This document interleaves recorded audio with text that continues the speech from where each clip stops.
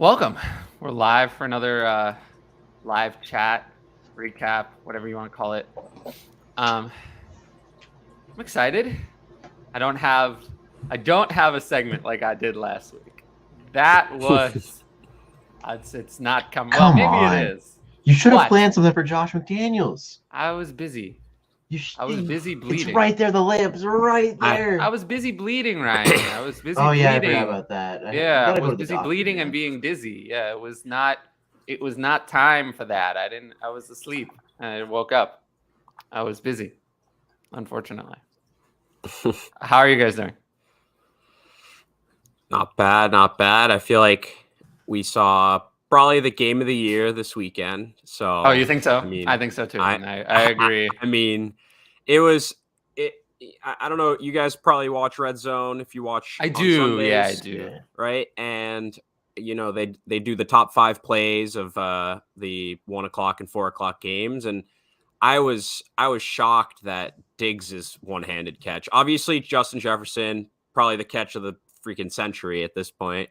But I was really surprised that Diggs' one-handed catch that, JJ went in and was like, hold my beer. He didn't make that, but, can't complain. It was a great that weekend. game was completely insane, right? I mean, it was over.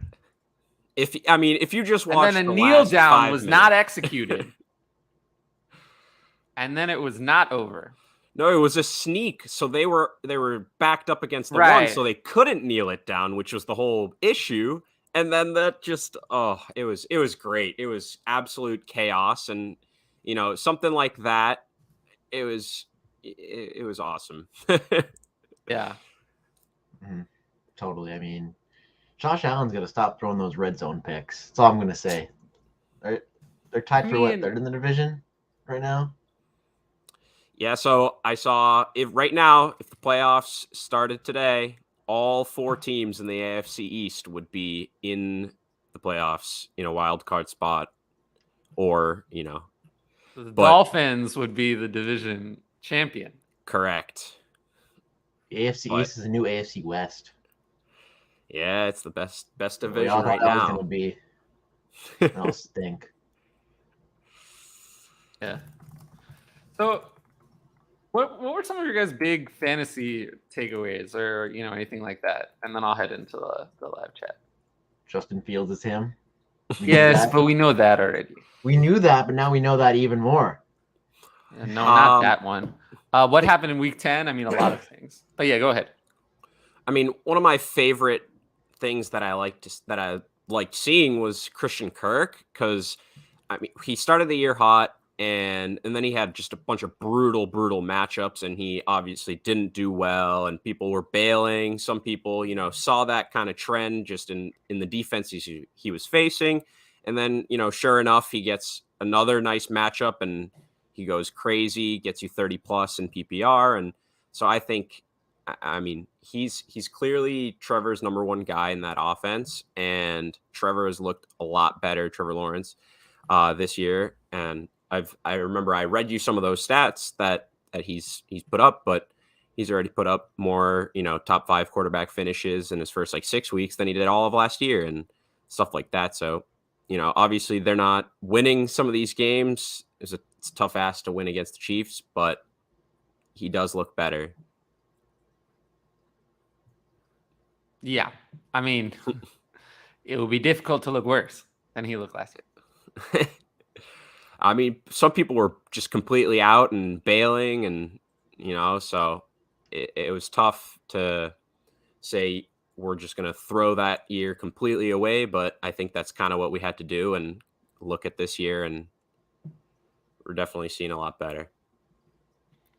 So here, what about this question? So how close are Josh Allen and Patrick Mahomes? Is there a chance for Mahomes to be the 101 by the end of the year?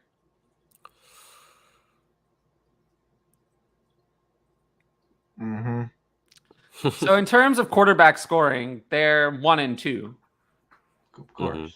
They actually have on ESPN, Patrick Mahomes has 0.02 more points than Josh Allen. 0.02 of a point. So, and then Jalen Hurts is third after them. So, yeah, I would say they are pretty close for me. They're the top two clearly, and then Herbert and Jackson, Lamar, that is, are 3 and 4, and then yeah, but Allen and Mahomes I think are a tier to themselves, and then Herbert, Lamar, Hurts, Burrow are all kind of maybe similar. Justin Fields is working his way up there. Yeah, Justin Fields is working his way up there. Definitely. Not there yet, but he's working his way there. I mean, if I'm in a super flex draft, right? Okay, let's say I'm in a super flex draft, and I can pick. It's tough. I mean, would I want to pick Herbert at 3rd overall, or Fields at, I don't know, wherever you pick him? I don't know where you can get him now. He'll probably go in the 1st round. Probably late first. Yeah.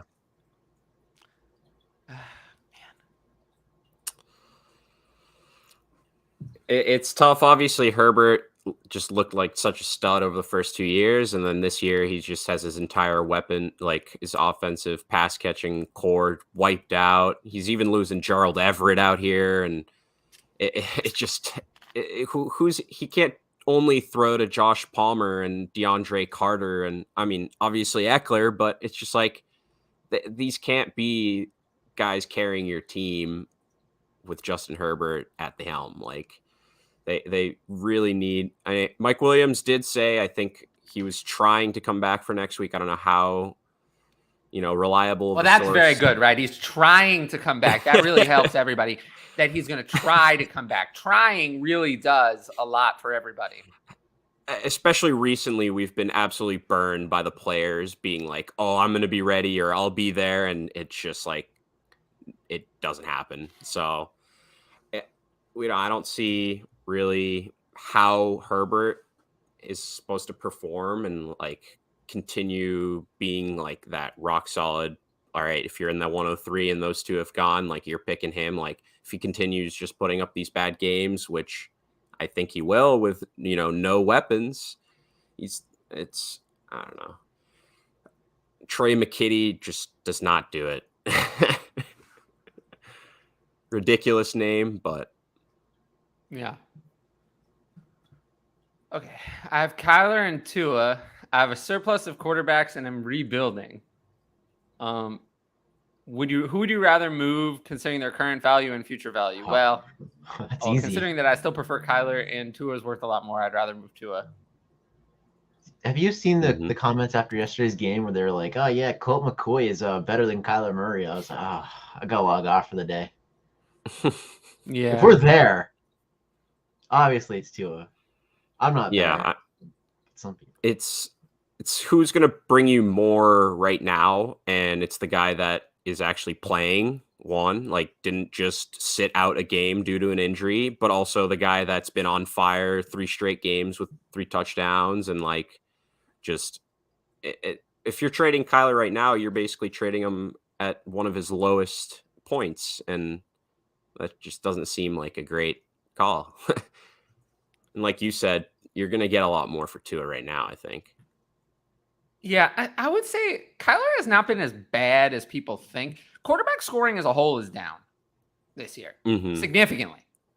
Yeah, he's still been a top 10 quarterback, I think, in scoring, but it's just like, I think that with the way that, but like with the way the team has been, and just like the whole, just the narrative, and just everyone wants Cliff out and everything, it just seems like it's a down year and he's not doing as well. So, and this is a guy that we've seen for, 10 plus weeks be a top 3 guy.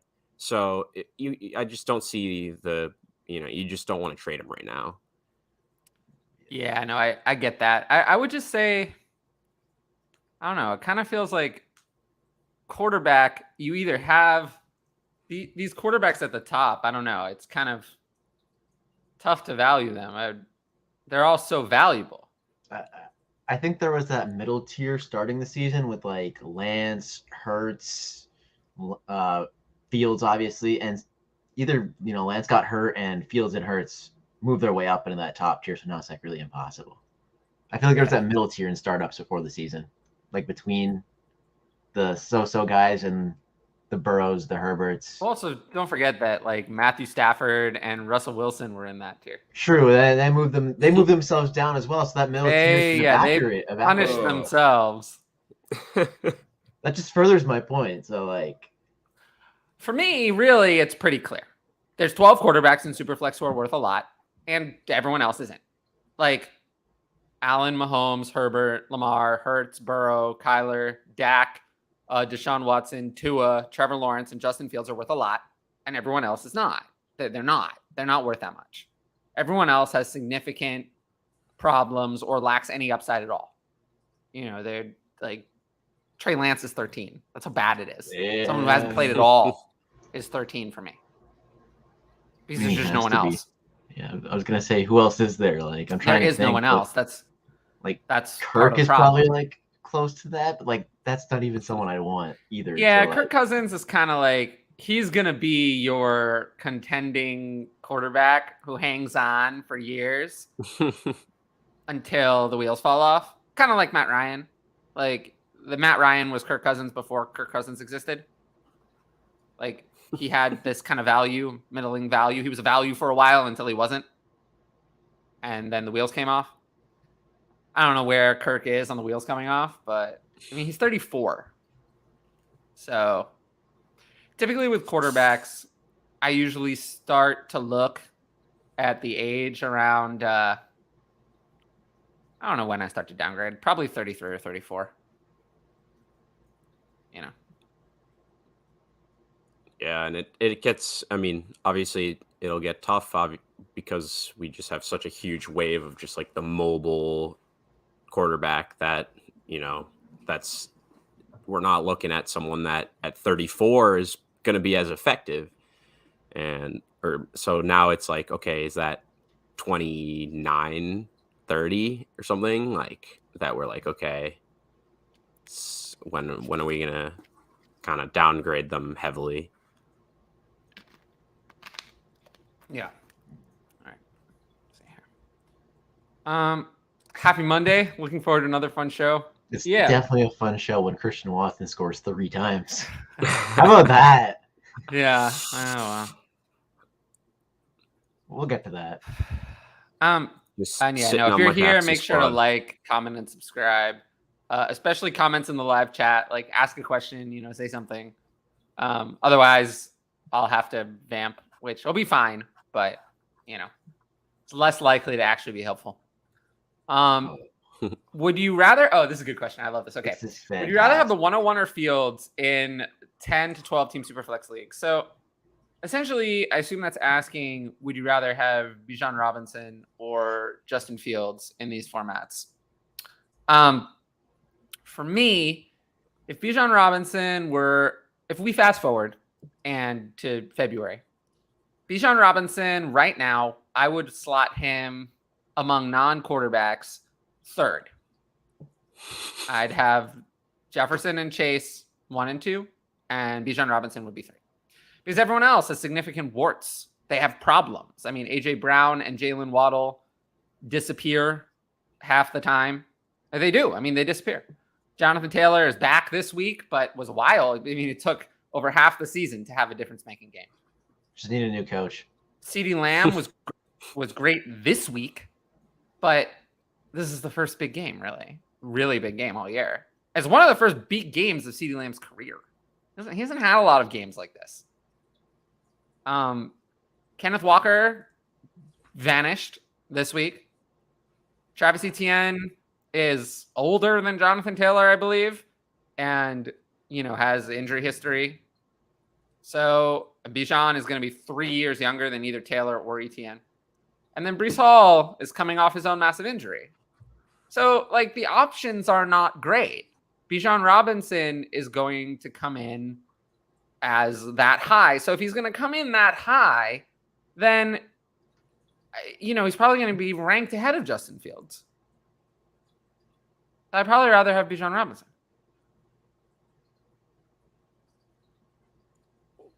Yeah, It's so I mean, tough.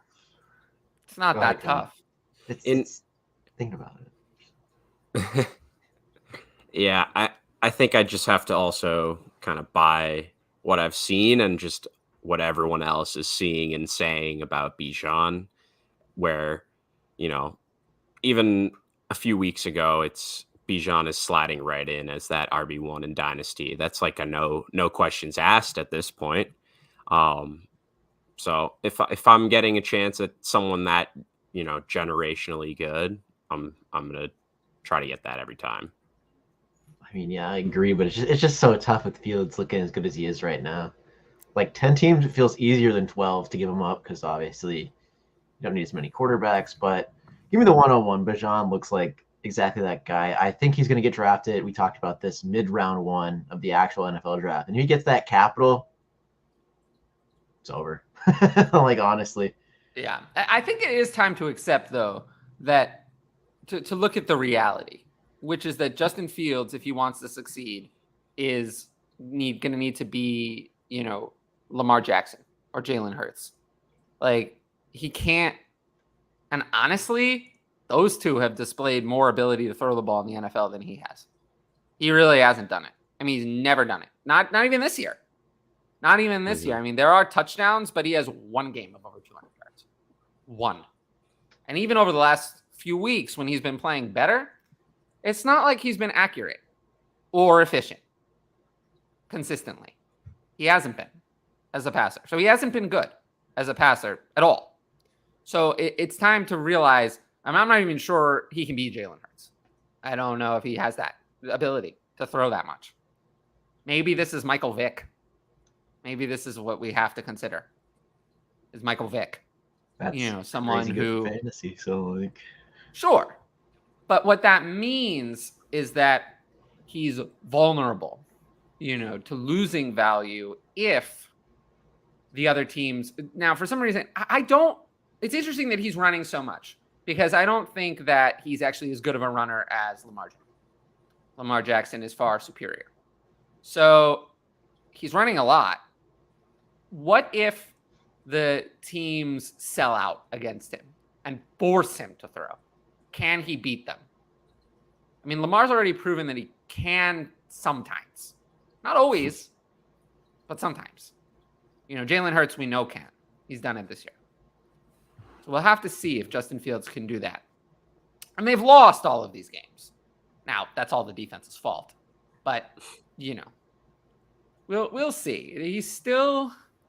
He actually is averaging fewer yards per game as a passer this year than he was last year. He's not remarkably more efficient, nor is he completing a higher percentage of his passes. It's actually identical completion percentage. So he's not better as a passer. The only difference is that he's actually running it now, which is scary that they're taking away the idea that he should ever throw the ball, essentially. And that's why he's been better. I don't know. I'm not as convinced. Plus, also, Lamar Jackson has managed, even this year, which is his worst year, he still completed 62% of his passes this year. And even his worst outputs, he's still averaging significantly more yards per game than, Justin Fields has. So there's a long way to go as a passer, even compared to Lamar. Forget Hurts or Kyler. So it's part of the reason why I'm not completely convinced by someone who I still have seen no ability to throw the ball at all. None. He hasn't shown me that he can do that. I'm still not convinced that he is capable of passing the ball at an NFL level. I know he can run the ball at an NFL level. That's good. For fantasy, that's all we care about. But unless he can pass the ball at an NFL level, he's not going to last forever. So, whereas Lamar is at least passable, and Hurts is apparently good as a passer, which I wouldn't have expected, but he has shown it.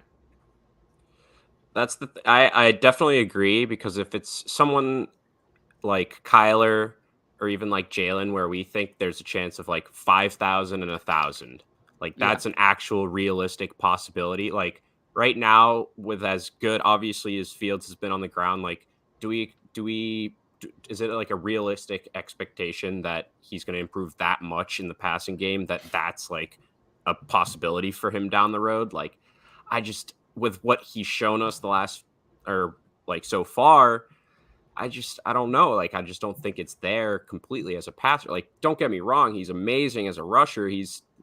It's crazy. He 325 yards in the last 2 games, and they just lose both games. It's like I feel so bad, but also, right before he had that crazy long touchdown run yesterday, he threw a pick 6 like the play before, and it was like, oh, no, he he's made a bad. up for it. He is a bad passer. He's a bad passer. Yeah. He's still not good, even in these games where he's succeeding. He still isn't good. Mm-hmm. He is bad. He's actively hurting them every time he throws the ball, and as of now, should never throw the ball. Yeah. I just think there's so much room for him to improve, though. Sure, but he has a long way to go to even match Jalen Hurts' 2021. To even be that as a passer. He has a long way to go. He's not even close to Jalen Hurts' 2021, where he was rightly so at times criticized for being a terrible passer. Justin Fields has, if he improved 50%, he'd be about there. If he were 50% better, he would be close to Jalen Hurts' 2021. That's how bad it is. Look, but Jalen Hurts always had the offensive line. He has Jordan Mailata in front of him, Lane Johnson. Justin Fields has had one of the worst offensive lines coming in. He only had Darnell Mooney. Of course, he added Chase Claypool, but do we really think that's like a significant upgrade? No. No, Jalen I know, Hurts has but AJ Brown. All those other 2020 guys. in 2021, it's not like Jalen Hurts had, a star-studded cast of characters. I mean, it had rookie Devonta Smith, and then, Dallas Goedert when he wasn't injured, and then the next players were Quez Watkins and Jalen Reagor were 3rd and 4th. It's not like this was a excellent offense. It's a great offense.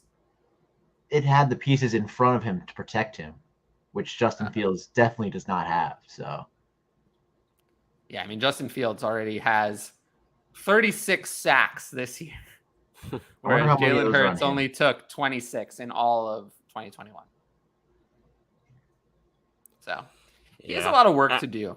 You could say some of that is also propelling the rushing stats a little bit too, because he is able to get out of that way more than most other quarterbacks and pick up, go for a 66-yard touchdown. And if it breaks down, like stuff like that, it's like I am impressed every week as a rusher what I see out of him, and like kind of seeing him do the whole running all the way to one side, running all the way back, and it's a 2-yard rushing touchdown, but he ran like 45 yards. Like it's impressive to see that sometimes, but I'd like to see him do that a few times, but make a play, like extend a play and actually make a pass down the field. Sometimes he hasn't shown any ability to do that. That's the thing. Is he hasn't done that. Buying himself time, it's just scramble. It's like he's not maneuvering himself like we've seen Russell and Pat Mahomes do and stuff like that. Like, so I don't know, but I think they're not going to replace him though. No, he's been playing well. I think they'll try it. They'll do their best to give him what he needs to succeed. And I would hope that starts with an O-line and a few more offensive weapons and stuff like that. But we'll have to see. Yeah.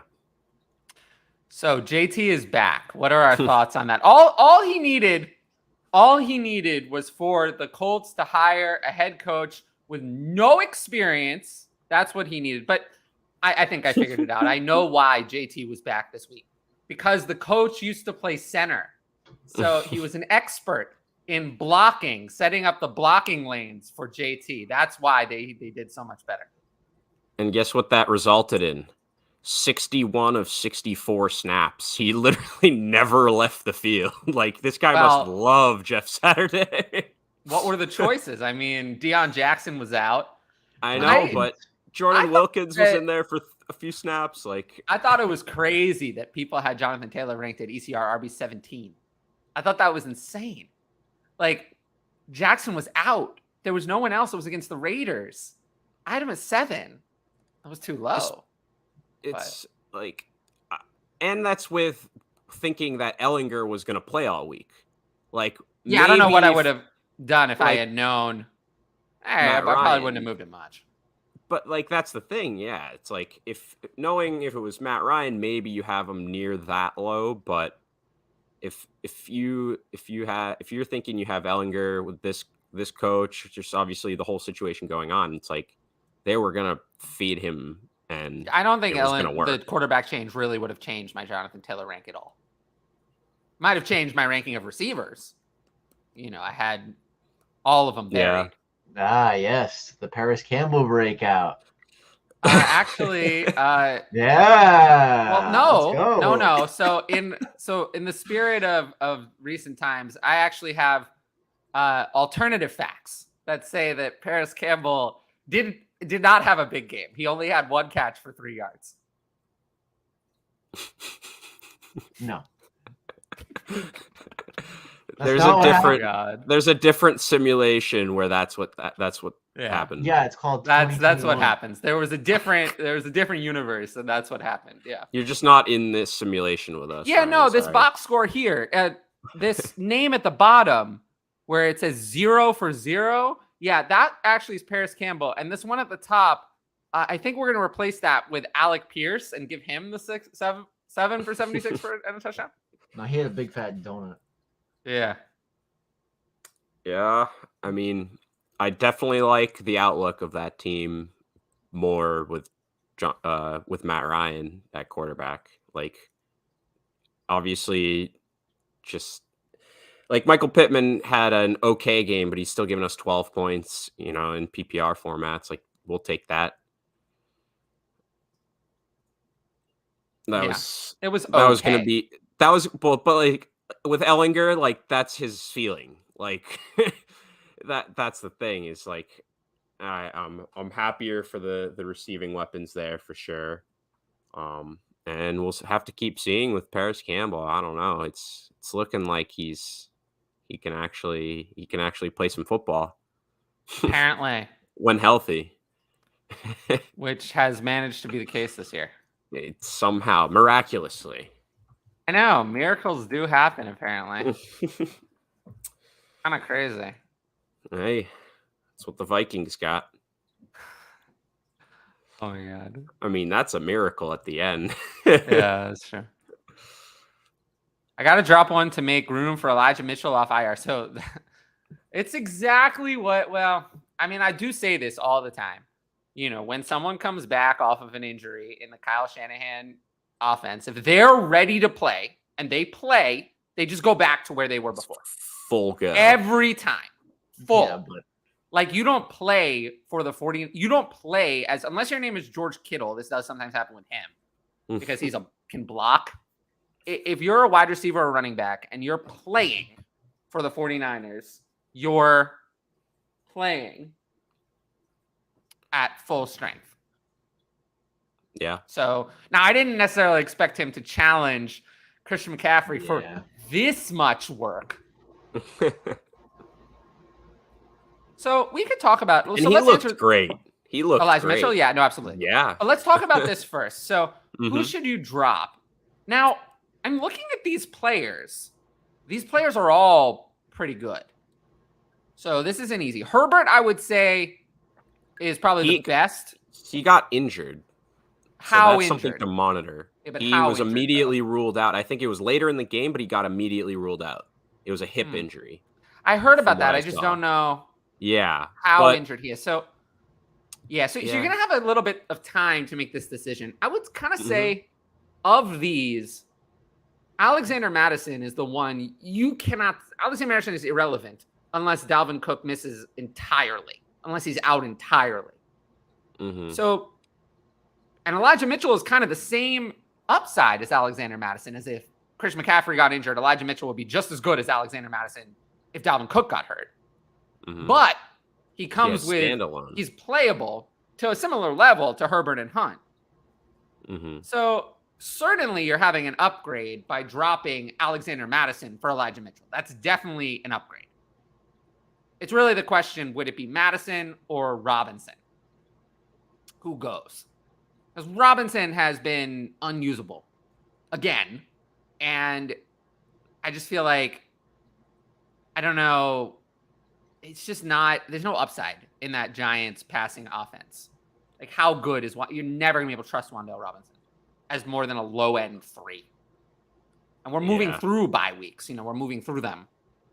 So I would probably, it depends on what you need, really. Like, if you're thin at wide receiver, you probably just drop Madison. But if you're heavy at wide receiver, I'm fine letting Robinson go. Because I really just don't need him. Yeah, I mean, I was really hoping that they'd come out and have him more involved, especially, he's been out there. But now, after seeing what Darius Slayton also did out there, who has actually produced for them in the past, like I think years ago, like 2019, years ago, but yes, which is like, but still, and it's like, and he looked good too. Obviously, he scored a long touchdown, but Darius Slayton should be rostered in dynasty leagues. He's a free agent after this year, and like he's someone who could.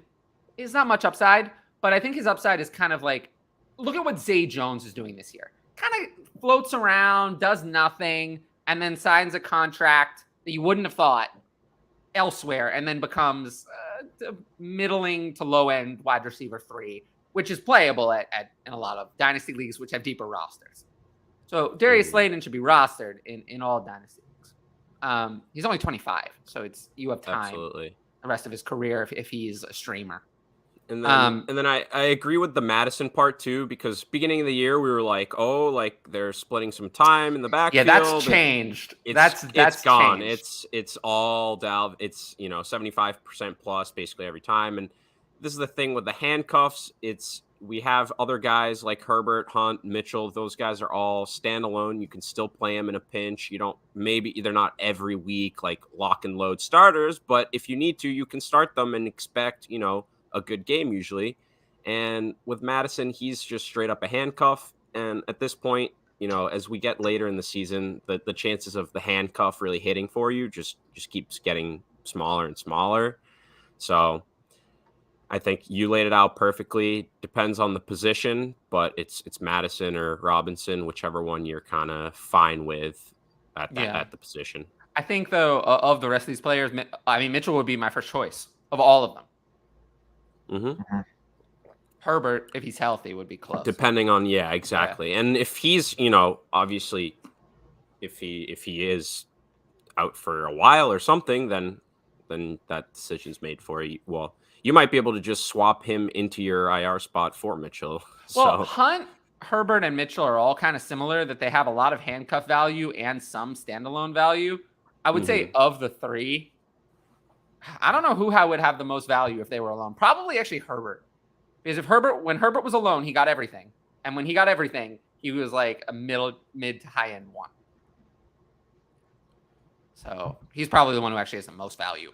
Because Hunt we've seen has been Hunt looks kind of washed. I wouldn't have thought that, but Hunt doesn't look good. He doesn't look good. He hasn't been good all year. That's something that I put on the show sheet, that the Browns, and I don't think it's just because Hunt's contract is expiring or asked for a trade. He just has kind of looked, and I think this might be why no one wanted to trade for him. It just looks kind of blah. Like the difference between Chubb and Hunt is more pronounced this year than it's been in the past. Nick Chubb looks just as good, whereas Kareem Hunt doesn't. Yeah. I don't know. Kareem Hunt is probably a must-hold. He's probably the kind of player you just have to hang on to.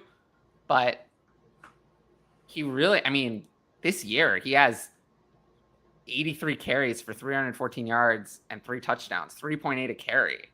3 touchdowns on 83 carries is nothing to write home about. In the receiving game, he only has 20 catches across 9 games. That's nothing great either. So he's been nothing. Kareem Hunt is trending toward just being a handcuff. He doesn't have that much standalone value anymore. All right. Speaking of Christian Kirk, okay. How do you value him right now? A 23 second in Superflex. Rest of season, he should be pretty good. I agree with that. But between Ridley and the Jags, yeah. So J.K. Dobbins is the worst player ever. And, I actually think that we should sell Lamar Jackson in Dynasty because he's totally overrated. And actually, Rashad Bateman is one of my least favorite players as well. I really dislike him. That's fine. Yeah. Now, how are you? Listen. J.K. Dobbins, injuries. Like we saw it with Saquon Barkley last year. Do you think we're actually talking about J.K. Dobbins? No, I know you weren't, but seriously, I've been wanting to say this for a minute. I think J.K. Dobbins is in line for a really good season next year. Now, don't get me wrong. Don't get me wrong. It's the Baltimore Ravens, right? It's the Baltimore Ravens. So there's going to be a split. Gus Edwards, I assume, is going to still be around. There's going to be other running backs involved. But God, I'm telling you, J.K. Dobbins, he's going to get healthy. He's going to be ready to go next season. And the Ravens' offensive line is pretty good. They like to run the ball next season. And everyone's going to be out on him next season. So, yeah, just like Miles Sanders. Kind of. Yes, exactly, kind of. I like the top. Yeah, exactly, kind of. So honestly, that's a really good example. It is. Yeah, year 4 breakout for running back, kind of. Yeah. Well, not a year 4 breakout, but someone who had success in year 1, year 2 and 3 were kind of failure, and then they come out year 4. And year 4 is better. But injury-related failure is a lesser failure than a failure, right? Yes and no. Slightly. Yes and no. Both don't catch passes anymore. Yes and no. Injury. It leads to other injuries a lot of the time. Depends on the injury. Yeah, injury, sometimes you don't come back to the same player. And I think J.K. Dobbins, for me, is in that category. Someone who is just finished to me. It's like the very similar injury to we've seen other running backs. It takes maybe more than a year, right? You have to admit that it's hit or miss. Sometimes they come back. You have your Saquon Barkley, and Saquon Barkley. Sometimes they're done. Sometimes you have your Todd Gurley talent, right? Todd Gurley. Todd Gurley was different though. That was it though? You had Todd Gurley. You had a long. There were so many things, but if you had sold at when I recommended at warning sign 1, you could have gotten a lot. And then there was a warning sign. Then there was a long list of problems that came out after that. It just kept going on and on. There was a new problem. And he never got back to the old Todd Gurley because he started wearing down. The first injury was the beginning of the end. So you just never know what it's going to be. Is it going to be Saquon Barkley in year 5? Boom, you're just back to the same talent? Or is it Todd Gurley? Warning sign comes and then it's just finished. It's finished after that. Totally finished. So you have no idea which of those extremes it's going to be. You have to recognize that it could be either one. I mean, you could have Deonta Foreman. Deonta Foreman is just now, years later, looks great. Or you could have players that are injured and then never come back into the league. What was Todd Gurley's injury though? It was more of a thing that was never going to get better. But we have no idea what's really wrong with J.K. Dobbins' knee, do we? We don't really know. Why is he constantly hurt? Why is he constantly missing time? Why is there always a new problem? Why does it take so long? We don't know. We're never going to know exactly what's wrong with it. We don't know. We don't get to see the picture. We don't get to see the MRI. We don't get to see what's wrong with it. So we don't know. A lot of this stuff about Todd Gurley. I see it. Well, if you live in Baltimore, they really came out. Right. Well, if we live in Baltimore, if you just pay $50 to someone, you can do whatever you want. But that's right. I do. I've watched a few too many shows about Wait a second. Okay, never mind. I thought you knew from experience. No. I mean, I did live in Baltimore. You lived in the area, dude. The way you're saying no, you're not completely selling it to me. You're like, no. Wouldn't it be great if that were true? No. Yeah, you should watch We Own This City. I haven't seen it. I want to. You should. You would really like it. It's great. It's a little more real. Well, The Wire is like at this point almost 20 years old, so like it's a little out of date. But like We Own the City is a little more recent. It gives like a really good perspective. I watched like the first 10 minutes of it. My friend tried to throw it on without telling. He does it all the time. He comes over. We like to watch things together. He just like threw it on. And I was like, "What are we watching?" I was like, "They all have Baltimore accents, or they're trying to have Baltimore accents." What is this? So it's good. I swear it's good. It's worth watching. I know. I've heard it's really good. But yeah, no, it's on HBO. HBO Max, if anyone's They kill HBO knows how to They make do. a show. They do. They crush it. It's as simple as that. HBO Max has been great. Like one of the greatest streaming services I've ever purchased. I think it's the best one out there right now, in my opinion. Yeah, it's pretty good. Yeah. All right. Before too many people turn us off. We do talk about football here once do. in a while. Rarely. What is Christian Kirk worth now? In Dynasty, I'm assuming. Well, yeah. Yeah, we're talking. Yeah, that's kind of the premise here. He's worth a decent amount. I like it's immensely more than it was going into the season, in my opinion. Like going into the season, I wasn't very interested. I wanted to, I have him in a lot of redraft leagues in Dynasty. I was like, So it sounds like they're trying to buy, and they're asking, is 23 second in Christian Superflex Kirk too much or person? Yeah, you definitely season, were. right? And he's worth the 20. I hopped on board for sure. Yeah. Well, you I was gonna finally say- saw the light. But yeah, I don't know. He's Going into the definitely- season for the front yard fantasy, I remember there was one show we were talking. I was like, I guess I'm the Christian Kirk guy. I don't want to be the Christian Kirk guy, but I guess I'm the Christian Kirk guy because we were like had an argument between him and other wide receivers. It's like it's definitely Christian Kirk here, but I digress. Yeah. Problem with I'm coming Christian in hot Kirk today. is he carries some risk, which is that the Jaguars could add a receiver ahead of him. And then what is he really at that point? Well, let there me- is a wide receiver ahead of him for next year. I don't agree. It's Calvin. Really? Calvin Ridley doesn't step in as the number one receiver? Oh, no. Calvin Ridley looks so horrible in 2020. And that was 2020. Then he missed all of this year. And now 2022. The last time Calvin Ridley When he looked was great. fixing matches and Or no, that was falling down. Fixing Yeah. matches. But that's not my fault. I mean, he looked bad. I mean, last time he looked good was 2020. Let's see. Which will then have been 3 years ago. So All right. Yeah. So Forgive me if I'm not- here's the point I would make. Usually- Even if they do, look at the targets that Zay Jones, Marvin Jones, the tight end are getting. They're getting a lot of targets, and Christian Kirk is still thriving. I think it'll be fine unless right now they're picking 5th. If that is Yeah. a wide receiver, then it won't be fine. Then it won't be fine. Then it's going to be a problem because anyone they pick there is going to be leaps and bounds better than either Christian Kirk or Calvin Ridley. And it's going to start to get crowded. That's with you fair. there. So do you not want to give up a 23 second? No, I'll give him a 23 I second would. because I think even in that scenario, he's 201, first pick of the second. You Fine. call it 201, it makes it a little bit more difficult. that makes it a that's little what I'm more saying. I think he's worth it. The value's there. Okay. I'm just trying to help Jesse out here. I think figure out, he's worth it, but I think that when you're making the pick at the 201, it'll be worth more. Yeah. You'll be like, ooh, that's I kind tough. of wish I had my. You'll be 201 like, right now. you'll be thankful for it now, but I think Mhm.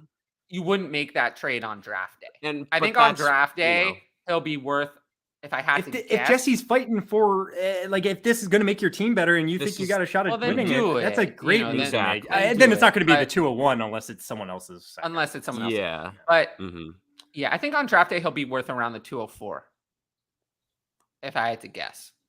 If he keeps So- doing what he's been doing, like if he continues this output, I think he'll be worth more than that probably, people just don't value him.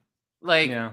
I think that the highest he could ever be worth is the 201 because I don't think he's the kind of player when you see the one about in last front of the week a little pick, he's bit. just not worth it.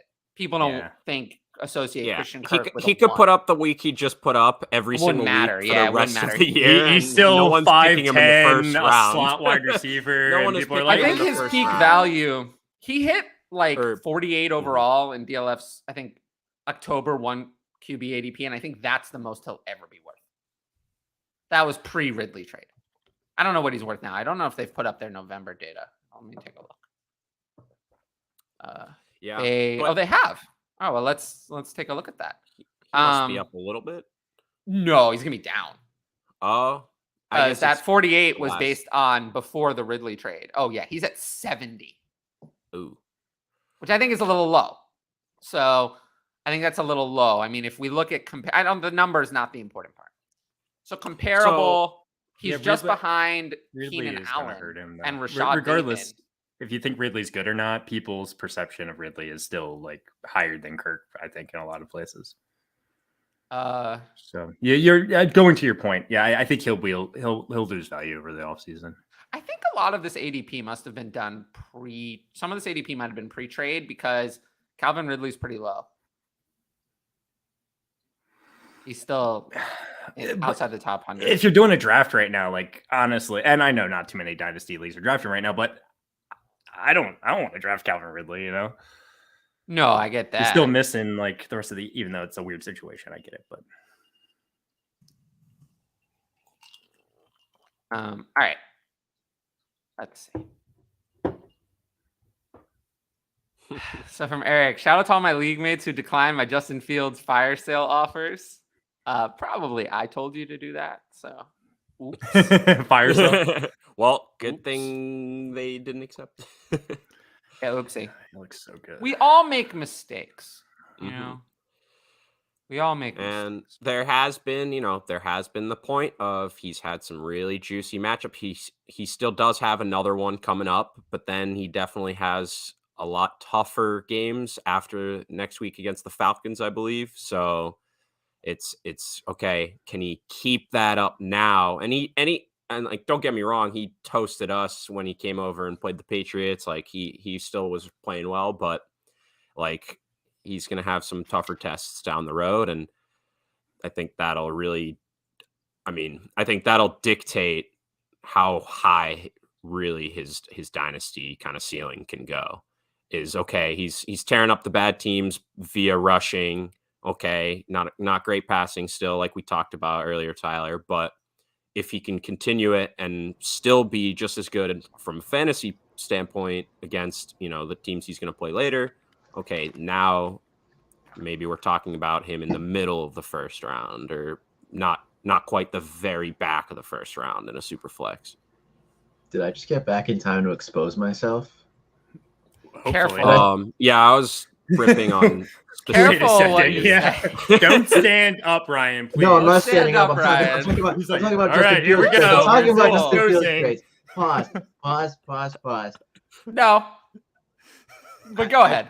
I traded for Justin Fields in the offseason. It was the worst trade I've ever made because it was Lamar and Christian Kirk for Justin Fields in a first, and you know how I felt till like 2 weeks ago. Okay. I felt terrible, but now I feel mid.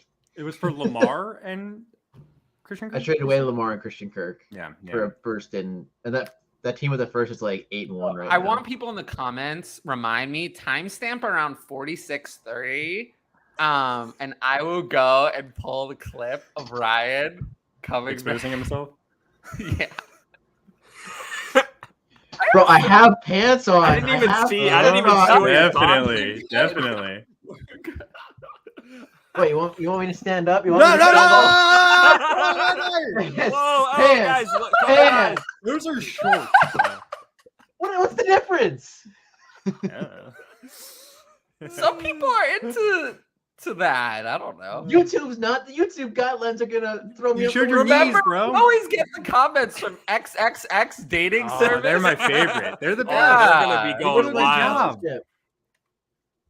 I think it was like XYZ dash. XYZ dating service. Yeah. It was like hot dates or something. Oh my god. All right. What are your thoughts on George Kittle? Sounds like you have some thoughts. No. You're just still cracking up. Yeah. While you're laughing, I'll give my thoughts on George Kittle rest of the season. All right. Kyle Shanahan, offensive mastermind with the air quotes.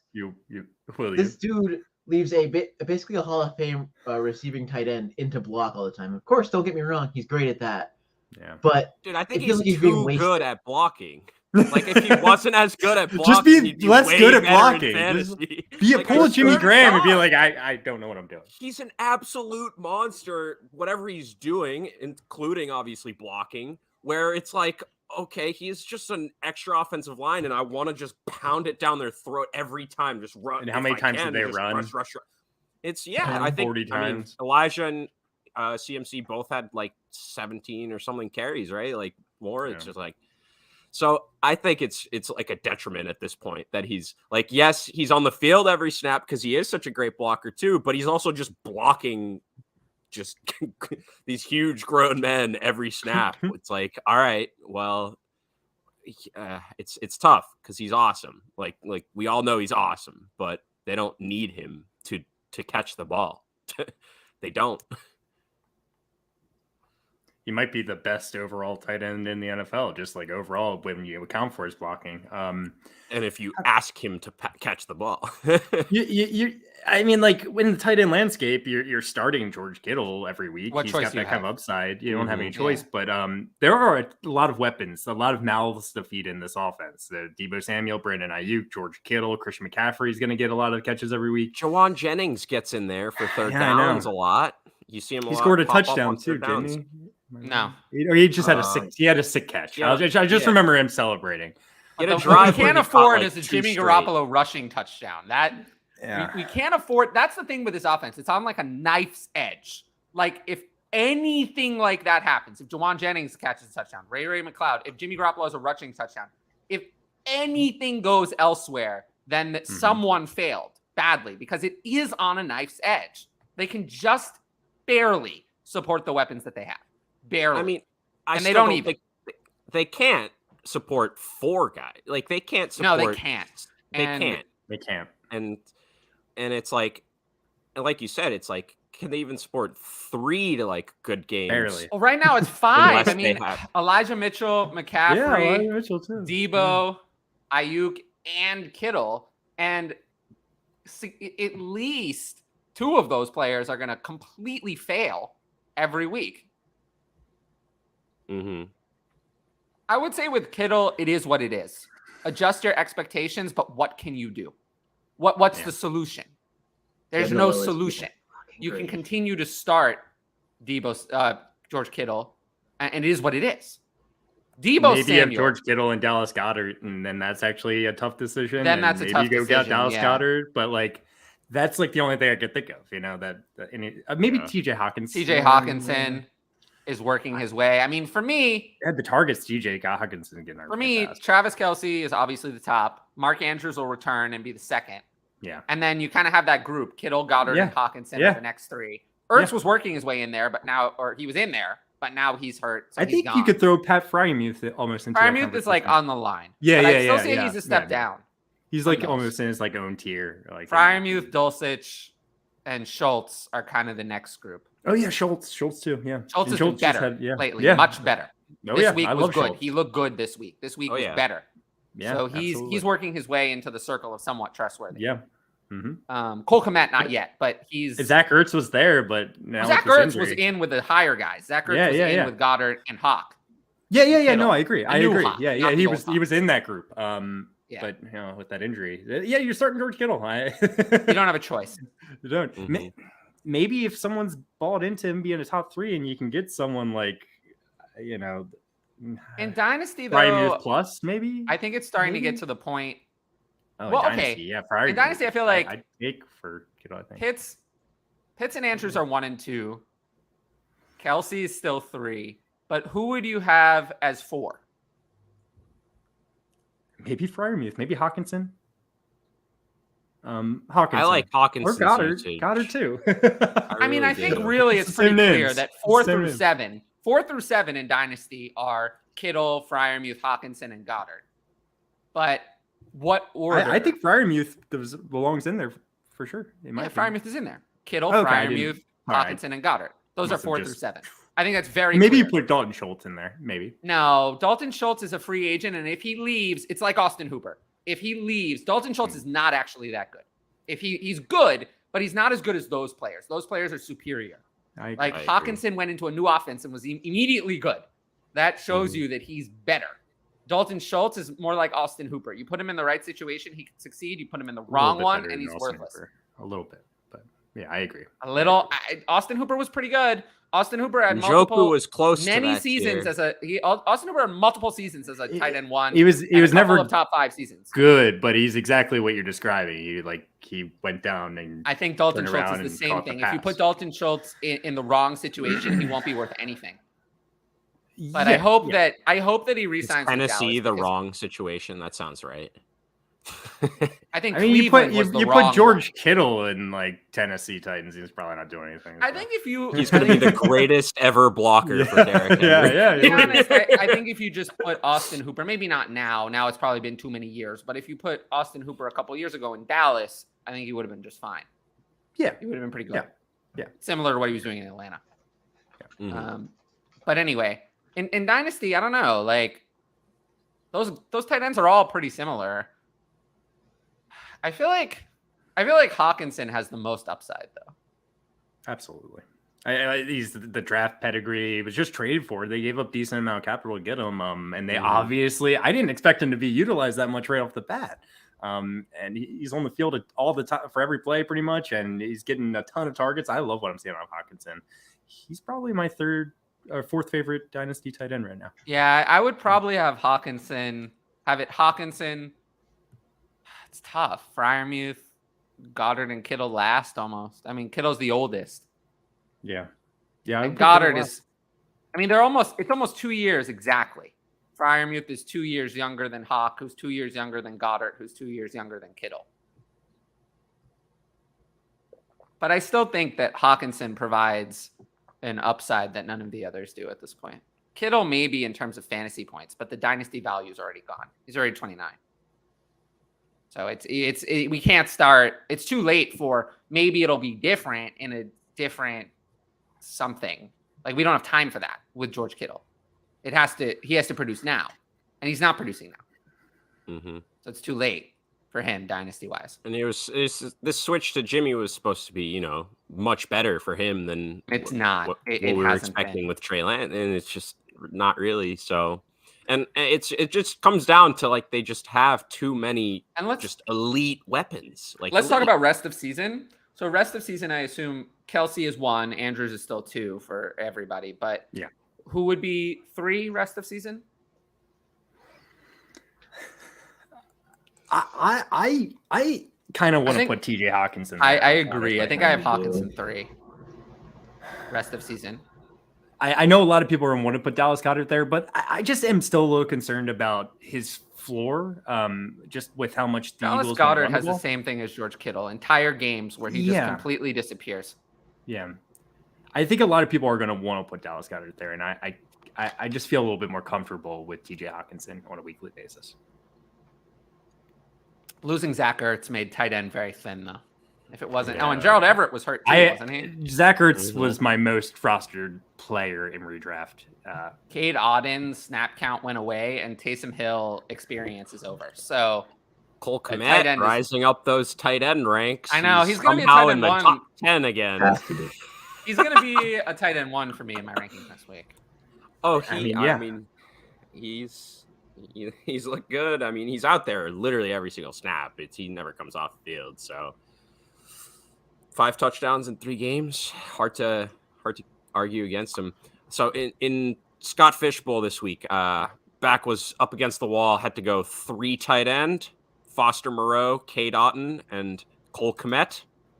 Cool. At least it's tight end premium. 50 points. Like it was great though. Foster Moreau went off too, right? Yeah. I forgot about that. At the end. Yeah. That's. And I even had Jawan Johnson on the bench. Oh. That was the tough. I was like, which 3 tight ends do I start? Dude, no, you made the right decision. I probably would have started Jawan over. It's tough. Moreau. I know. I didn't know.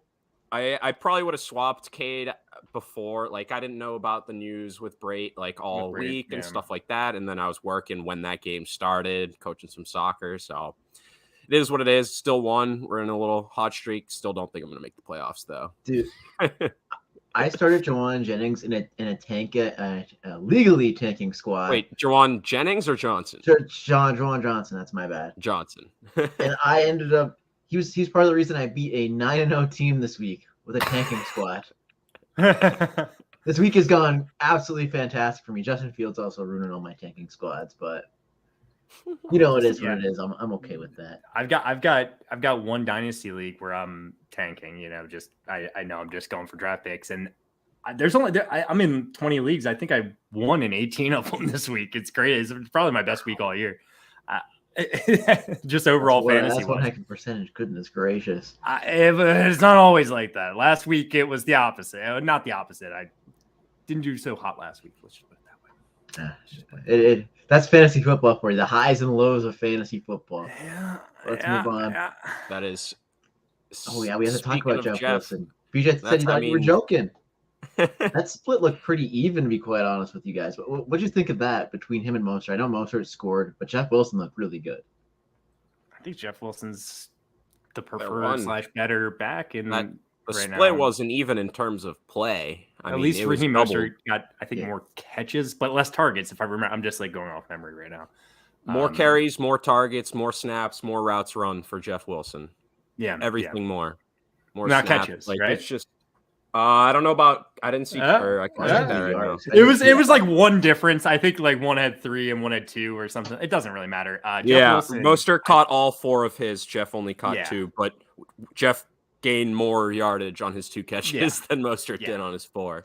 So I mean, I think he's the lead guy there. I mean, I think it's been a little like blurry because Mostert's been able to score and actually has had good games the last 2 weeks as well. But like everything that, kind of the snap count and like the team is showing is like he is their lead guy. And he looked good. He looks good out there. I stopped following this game early. I thought it was even when I looked, but I guess I didn't look at the ending box score. That's insane. 17 to 8 carries. Yep. And like 150 yards for Jeff Wilson, like, right? Yeah. 119 on the ground, 24 in the air. I mean, he's looked good. And I mean, it was a very deliberate move by a guy who's worked with and likes Jeff Wilson, bring him in, and he right in there as, 50-50 with a guy who's been good all year in Mostert. And now he's kind of taken much more of that work. And so, I mean, I think you can start him pretty much with confidence most weeks. I haven't looked at their matchups coming up. I mean, they have a bye and then they have Houston the week after. Like, that's a smash spot. San Francisco after that, and then the Chargers. I mean, you're going to be starting him if you have him, most likely. Yeah. And speaking of the tanking squads, him and Darius Slayton almost ruined my tanking squad this weekend. They're putting up 40 between them. I'm like, But thankfully, that one lost by 1.4.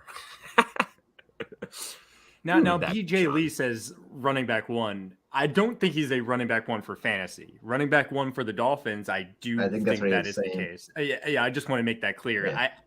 I don't think that Jeff Wilson's going to continue being quite as good as he's been the last 2 weeks. I do love what he's doing. I love it. He looks great. And the Dolphins look great as a whole. But this is going to be a split going forward between Raheem Mostert and Jeff Wilson, in my opinion.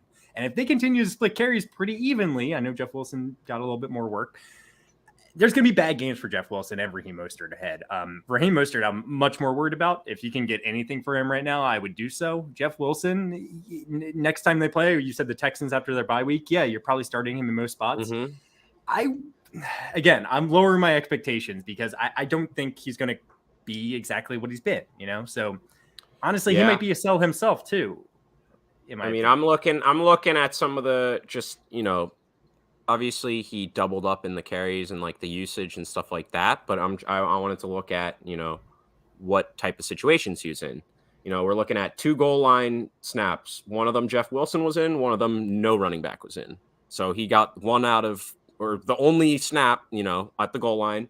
He's looking at 4 third downs as opposed to 1 for anyone else. And short yardage, he's out there. And then overall early downs, he's like almost tripling. So I just think he's the clear leader in all across every situation, essentially, which is like what you like to see. And I thought the one thing was, goal line, maybe that's where Mostert actually might have gotten in a little bit. And that's just didn't seem to be the case. And so it's really the 2-minute drill is where Mostert looks like he came in. It was 4-3 in snaps for Mostert there. But everywhere else, just the usage looks great for him. And so, I mean, I think like we said, I think we're starting him with some confidence, I think, going forward. No, yeah, definitely some confidence. But again, I'm not RB1 confidence. This not every RB1 week, confidence. He's been by a top any 10 means. RB the last 2 weeks. So we're not expecting that every week, but I think he's, at least going to give you a top RB2. 24. Top 24 yeah. is like, I think he's like. I'm just looking at some names in that area, and like that's where he belongs. I can't say he's anything worse than a RB2 right now. To be completely honest with you, like there's some names that you could talk about comparatively with him, like Jamal Williams, for instance. It's like getting a ton of work, maybe not as good as of a situation, but I guess I'll lean Jeff Wilson. I don't know. That's pretty close. We've just seen a little bit more. I'd take Jeff Wilson. I think I think especially in like a PPR, I think he's going to get just a little bit more pass catching work just to boost that over the edge. But I mean, there's always the concern. Like DeAndre Swift does get healthy, right? Like, exactly. He does. It doesn't look like it might not even happen this year.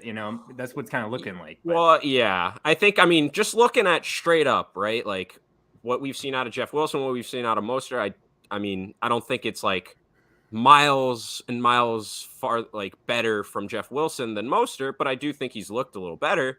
And then when you look at, obviously Jamal Williams and DeAndre Swift, obviously the question of health and stuff like that, but we know who, when healthy, whatever, like who the better guy is. It's just, whatever's happening, the injury is scaring him, whatever, easing him back. But that's a whole nother just frustrating storyline going on. Just the DeAndre Swift, the usage and everything around that. Because he's a full go, I thought. He's no tag, no questionable tag, So but he's obviously not. I'm not expecting 20 carries and 10 targets, but it's just like, how long is he just this part-time player, just completely part-time, like the rest of his career? I think that's then he needs to. Then if that's true, he needs to be out of everyone's top 8 or whatever he still is in Dynasty. Well, he already is. Like, he already is. He's top 5, guys. I think most people still have him in their top 10. No, he's still in my top 10. Right? Yeah. And look at the Dynasty rankings again, and try to not have him in your top 10. It's actually difficult. Yeah. Because you have to put those old running backs ahead. You have to put the old ones ahead of him to get him out of there. Mm-hmm. But it is freaking frustrating. He's plummeting. Yeah, he's plummeting in my rankings. Yeah. He's just like saving you with that one little touchdown each week. Just like crap. He doesn't give you a for 6 yards. He was terrible. He's looked terrible. And his price of 19 overall is insane. Right now, he has a higher ADP than T. Higgins and Chris Olave and Michael Pittman. In my notes, I had Justin Jackson ran more routes than Swift. WTF? That was my notes. Yeah, it's not good. It's not good. Please, come on. Look, when people ask me why there's going to be so many players coming in the top of rankings as rookies this year, it's because you go down to the rankings and there just are not that many players that are that exciting. It's the top is very exciting, but after that, it's a bunch of old guys or a bunch of younger guys with huge question marks. Huge injuries and stuff like that too, playing a part. It is tough. It's sad that Jeff Wilson on two different teams has massively outproduced Najee Harris. It's not even close. It's not even close. He finally looked competent this week, though. Najee Harris is my biggest dynasty sell going into the season. I'll tell you that one. I'm not always right. I've got a lot of bad takes. You're not going to hear me repeat them. Najee Harris said, "I'm glad that my role was reduced." That's what he said. You have to say that when Jalen Warren's playing better. Najee Harris finally had a better game, in my opinion. No, it wasn't better. That's actually the thing. It actually wasn't better. It wasn't better because he didn't see any involvement in the passing game. So it actually wasn't better. It was worse. It was actually worse this week. He actually scored fewer fantasy points this week than he did last week. It was So it was not better. If you have Najee Harris on your fantasy team, I think you can get excited about it a little bit more. Excited? I don't know why. And look, I don't have him in literally zero. No, games, you can't get excited. You can't get excited because his passing game involvement was taken away. That was the only thing that was keeping him afloat at all. And we're supposed to get excited for a game where he had the fact that 4.95 yards a carry. It is a miracle. That's a miracle. That's considered a miracle performance. A miracle. It's not even that good for one game. A lot of players it's have probably one of the best of his career. 7 yards a carry. I don't know. That's considered a miracle. That's a miracle. Right? For Najee Harris, the fact that he was anywhere near 5 yards a carry for one single game is considered a miracle. Should tell you all that you need to know. And he was taken out of involvement. Yards per carry game in his career. Yep. He was taken out of involvement in the passing game. He fell to a 60% snap share.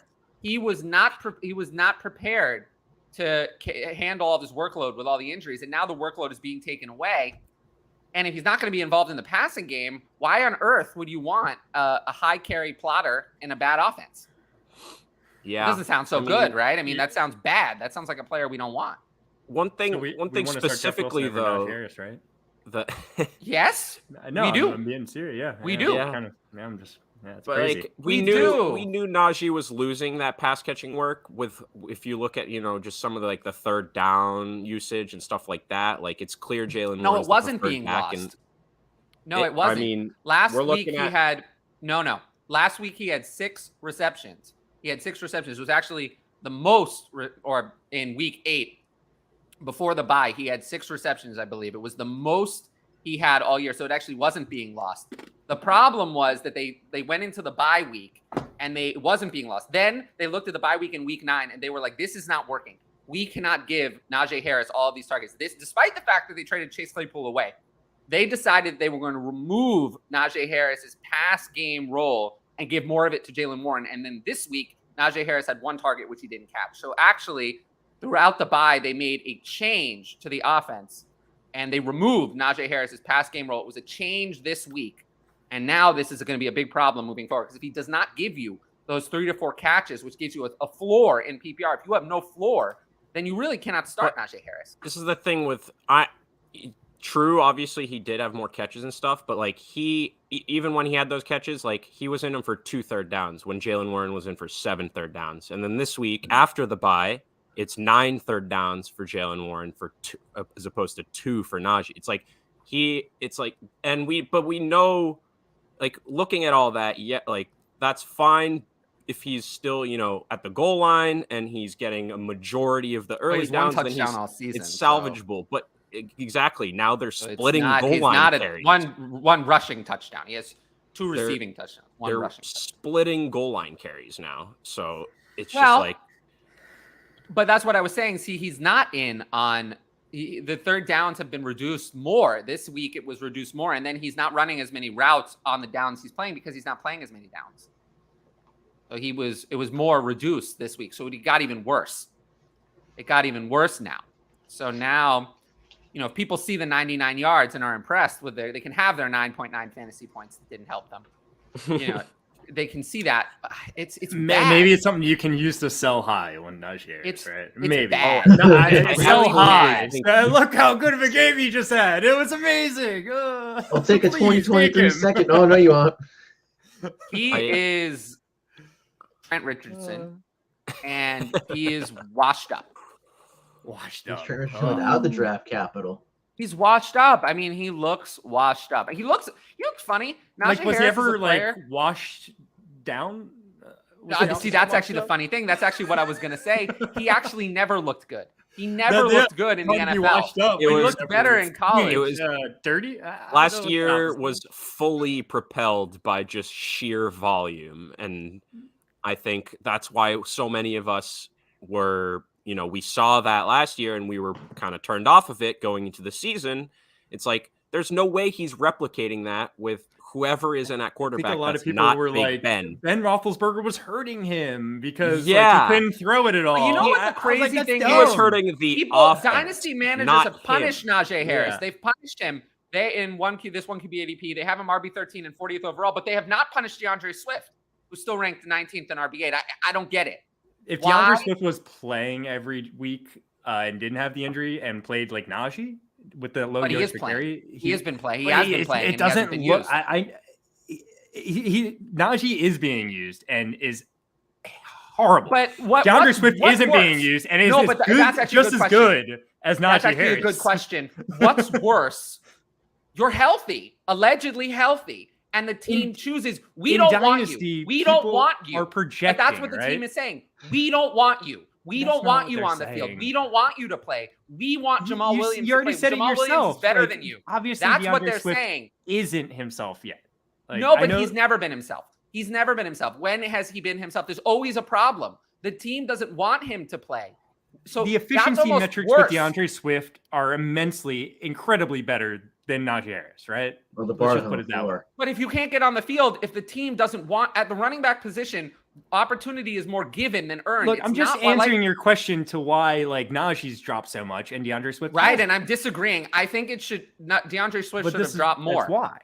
Right, but that's wrong. That might be the People case. People should have thought about it a little bit more. If running back opportunity is given mostly, not earned, it's given. And the coaching staff has decided that they do not want to give DeAndre Swift opportunity. This coaching staff, the Lions coaching staff, is pretty safe. I don't think they're going anywhere. I don't think Dan Campbell is going to be fired. They handed him a terrible team. And honestly, like, he's probably done better over the last 2 years than your average coach would have done with the shitty roster he was given. So he's not going anywhere. He's not going to be fired. So I don't see it getting better for DeAndre Swift because the coaching staff has decided that they do not want to give him opportunity. So he should have dropped more. That's a separate conversation. But I do like how the Dynasty community has dropped Najee Harris significantly. They've gotten that one right. I mean, it's funny. I actually have him ranked in the exact same spot, 40th overall, just like they do. So I agree with his ranking. But he is a disaster. And honestly, I don't even want him at that price. I'd like to have him a couple rounds later, but I don't even know how to rank him. Yeah, I'm with you, man. Like, give me all the wide receivers. I'll take 6 straight wide receivers before I want to draft Najee Harris at this point. Yeah, like, yep. Do you take someone like Devonta Smith over him? Yeah. Yeah. Yes. I would rather have Devonta Smith. Someone who you're never going to be able to trust, but who is talented. Yeah, he's super talented. But you're waiting for Devonta Smith to get into a whole. You're waiting years for Devonta Smith to be in a completely different team. But here's the thing: you got him, and people know he's good. Yeah, and even if you want to trade him at some point, you can. His value, and he's shown enough that he'll retain his value. He's shown enough that he'll retain it. Unlike Jerry Jeudy, who is big failure. You know, Devonta Smith has shown enough flashes to retain that dynasty value for a period of time. Kind of like how DJ Moore has retained his dynasty value without actually producing much for quite a long time. Yeah. But anyway, I'm tired of Jeff Wilson. Greater sign Najee Harris for sure. Not in dynasty. I'll consider it. Dude, no way. Okay, that's where I'll draw the line. If we were doing a dynasty startup draft now, I would. I'm kidding, but the people should know that you throw in a third in there. I don't know. Now we're talking. Jesus, what's happened this year? What's happened? Oh my god. I mean, we know what's happened. Najee Harris is bad. That's what's happened. Yeah. That's what's happened. Like, we know that. Whatever. Jeff Wilson RB1 season. Like, where are you going to rank him next week? He's on. He won't be an RB1. Let's see. Who's he playing? Oh, they're on bye, right? Oh, they're on bye. Right? Is that who? Yeah. Okay.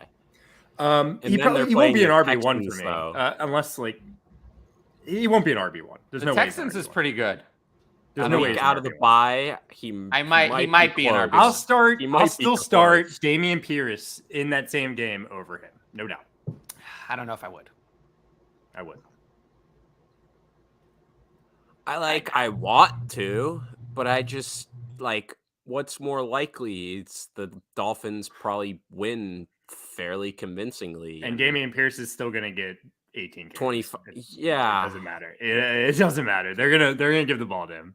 That's why I like Damian Pierre. You just know exactly. And with Jeff Wilson, we've seen it so far. He has gotten the work. I think there's a chance where there's a game or 2 or 3 where he has under 10 carries still. So I think it's unlikely. All right. I think in a negative game script, there's a possibility. And it wouldn't be against the Texans. Yeah. And it would, exactly. Likely not. Yeah. I mean, Jeff Wilson had more targets in this game than Raheem Mostert did. We were talking about that. But less catches. But more yards. Yeah. But less touchdowns. All right. It was the same number of touchdowns.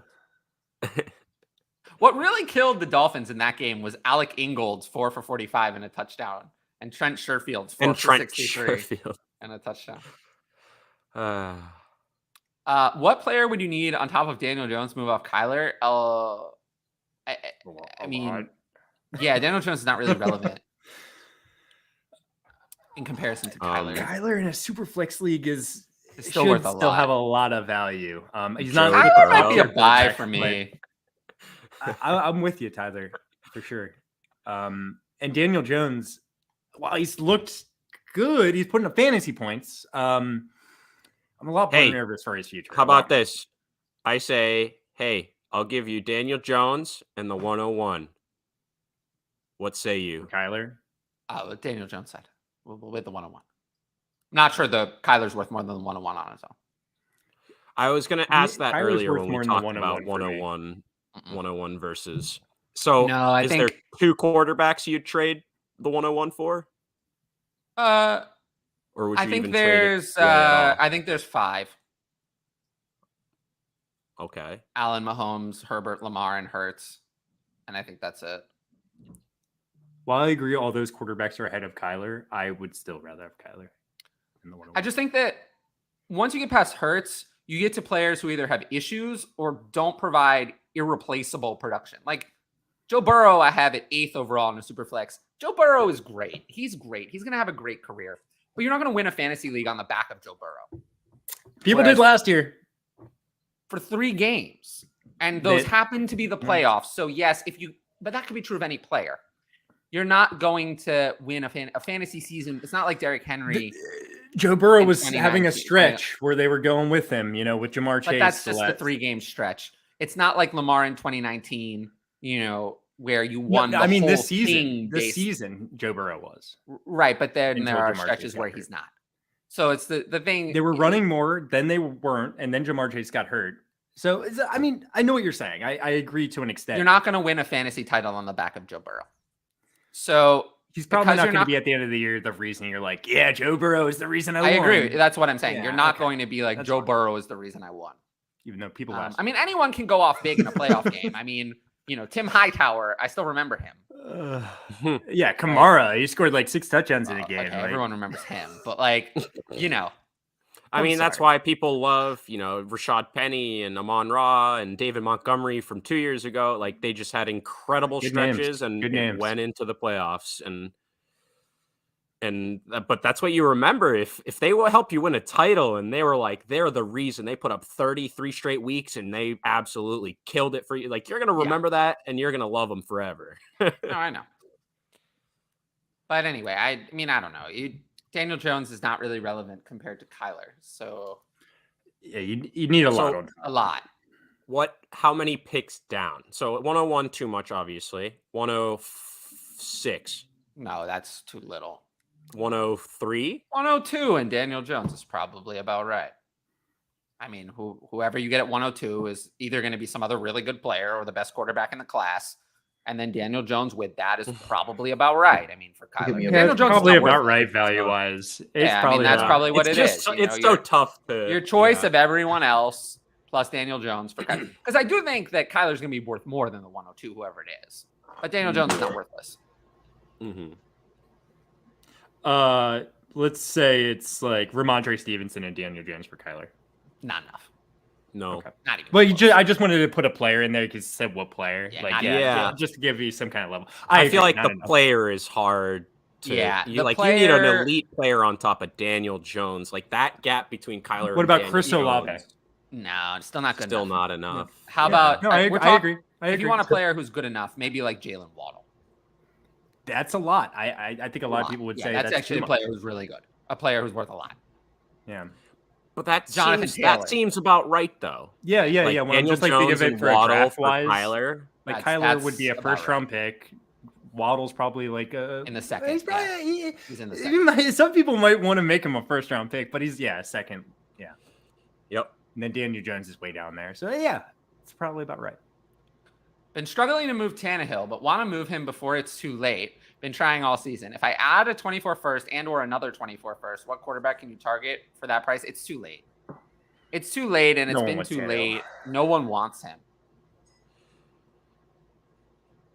Like, he looks a lot better than Malik Willis, which is helping him a little bit. I think obviously Tannehill just had his best game of the year, but I think obviously the more intriguing thing would be adding 2 firsts 2 years down the road.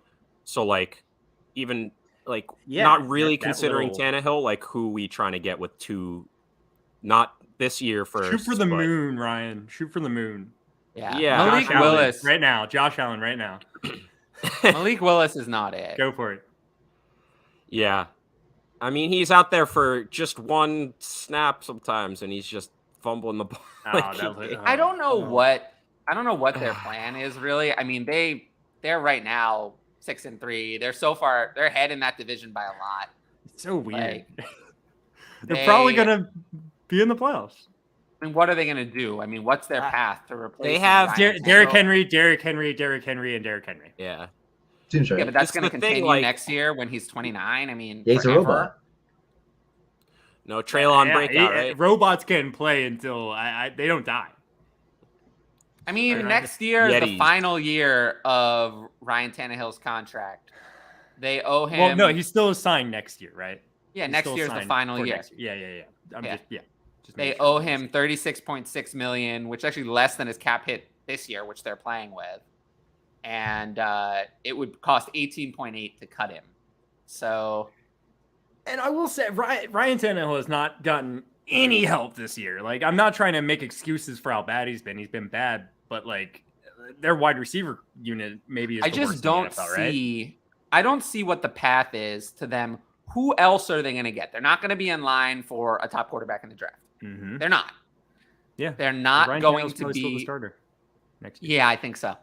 Yeah, I think so because I don't see any other way. Malik Willis, I think we've seen enough times. There's enough excuses for Tannehill, is what I'm saying. There's enough excuses, but they're still winning.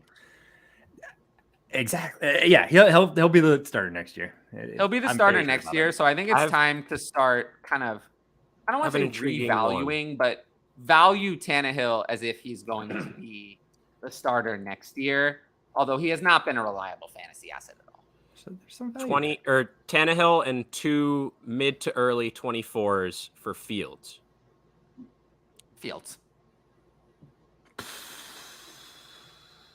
I think with how he's playing, value is probably on the first, but I would take Fields. It's not. That's what. Not 24s. Yeah. Not 24s. The value's not on the first for 20. Is it too far out? I take Fields. I think Fields is. I mean, you don't really have random 23 firsts. The Williams, man. But if you did, I think Fields is worth more than 2 random 23 firsts. And Tannehill. Forget 24. Who's going to be the starter next year? He's a warm body at that QB. Yeah, but the difference between 2 random 23s and 2 random 24s is more than Tannehill. Yeah, that's fair. 2 random 23s is almost worth 3 random 24s. Especially I feel like how that's it is. At least closer than obviously closer than anyone above him, but like still made me think a little bit. I think we're past the point where you can use Tannehill as a quarterback in a trade for a quarterback. I think you just have to get rid of Tannehill. I think we're past that point. I think we're past that point where he carries because really, I would say there's like a rule in Dynasty. You carry in Superflex Dynasty, you either carry quarterback value or you don't. And I think Tannehill is in the category of quarterbacks who do not carry that special quarterback value. I would say that, probably like Matthew Stafford to a degree is falling out of that group. Oh. Derek Carr too. Kenny Pickett might be the last one who does.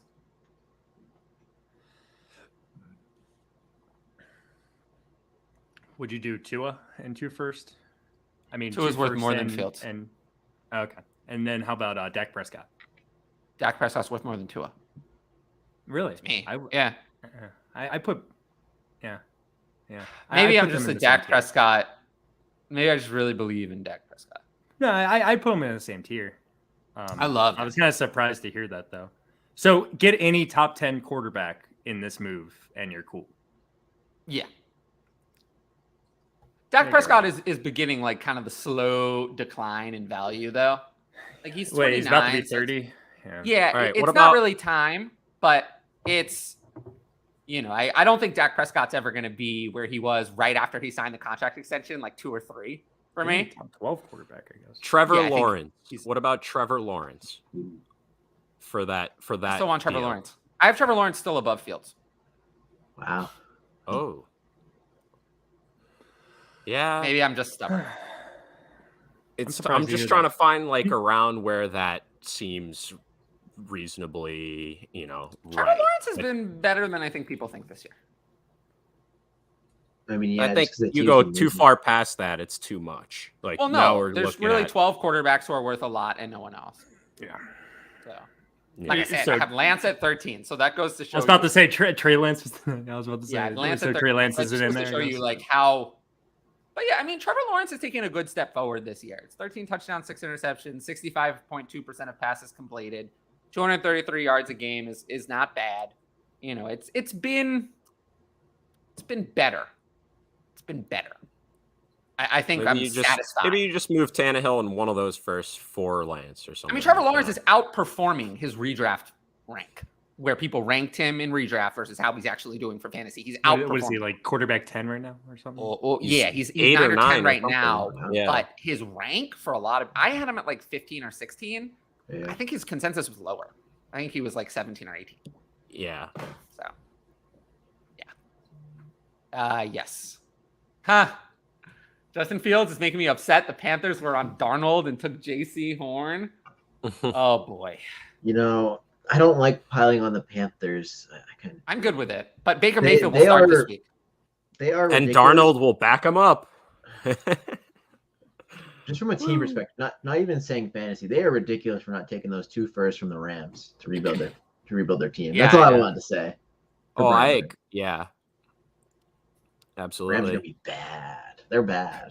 And Cooper Cup's gonna miss some Their time. draft capital. Like, yeah. Does not look good. And Cup about to be out. How for a are they few so weeks. bad? But luckily, my Jerry God. Jeudy is mostly They healthy. have a lot of. yeah, mild ankle sprain, right? Yeah, but it's probably going to be he's going to miss time. There's no way he's going to would play through it. assume. It was an actual sprain. I thought he did some They said something mild ankle sprain. That's what I saw. ankle. Okay.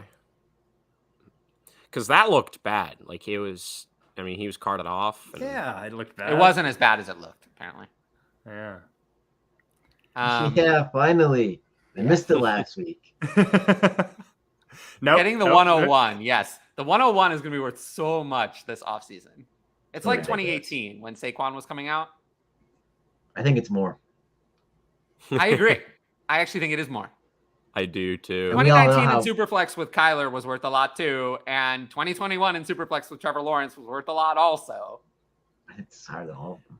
2018 was my first rookie draft I did in a dynasty league. That's why I first See, started in a 2019 was my dynasty. first. And I didn't do rookie drafts. I for some reason like Saquon like that. It feels bigger than it did then. I don't know, but yeah, there was a lot more hype in my mind then. I think a lot more people are we behind just- it now. Yeah, and I think we've been on Bijan for like longer. It feels to me at least. Yeah, we've been talking about Bijan for so long. I was telling random people in the street about Saquon Barkley that year. I was like, guys, listen up. This guy. All right, here we have an ETN question. I have ETN on a rebuilding team with 6 23 first and 224 first. I'm gonna have the You got half 101. First round, that's But awesome. I have Brees, Pickens, Legally. DK, and Pitts. Should I be looking to move ETN? I guess is what they're asking. Because I was not be looking to move an injured Brees in a rebuild. Pitts, Your team is DK, stacked, or Pickens. bro. So Yeah. you want to hear? I mean, I have a pretty good team. I have ETN on a rebuilding team that's going to be 6-4. I have, I have Justin Herbert, Lamar, Trevor Lawrence, ETN, AJ Brown, T. Higgins, Michael Pittman, Pickens, Dotson, and then I have 6 23 firsts. So you said it's a rebuilding team. That's why you only have one running back, I guess. Yeah, I have Brian Robinson. Okay, yeah. I mean, it's a rebuilding team, so He's yeah. RB2. That team's sick. Yeah, it's somehow 6-4. I didn't expect it. Somehow, you just name a bunch of studs. Yeah, that's true, but I didn't know. I guess so. But yeah, should we be looking to move ETN? I'm always cool with trading running backs. Me too. So sure, if you're rebuilding, you don't have to. But I'm always okay to recycle the running backs in my dynasty league.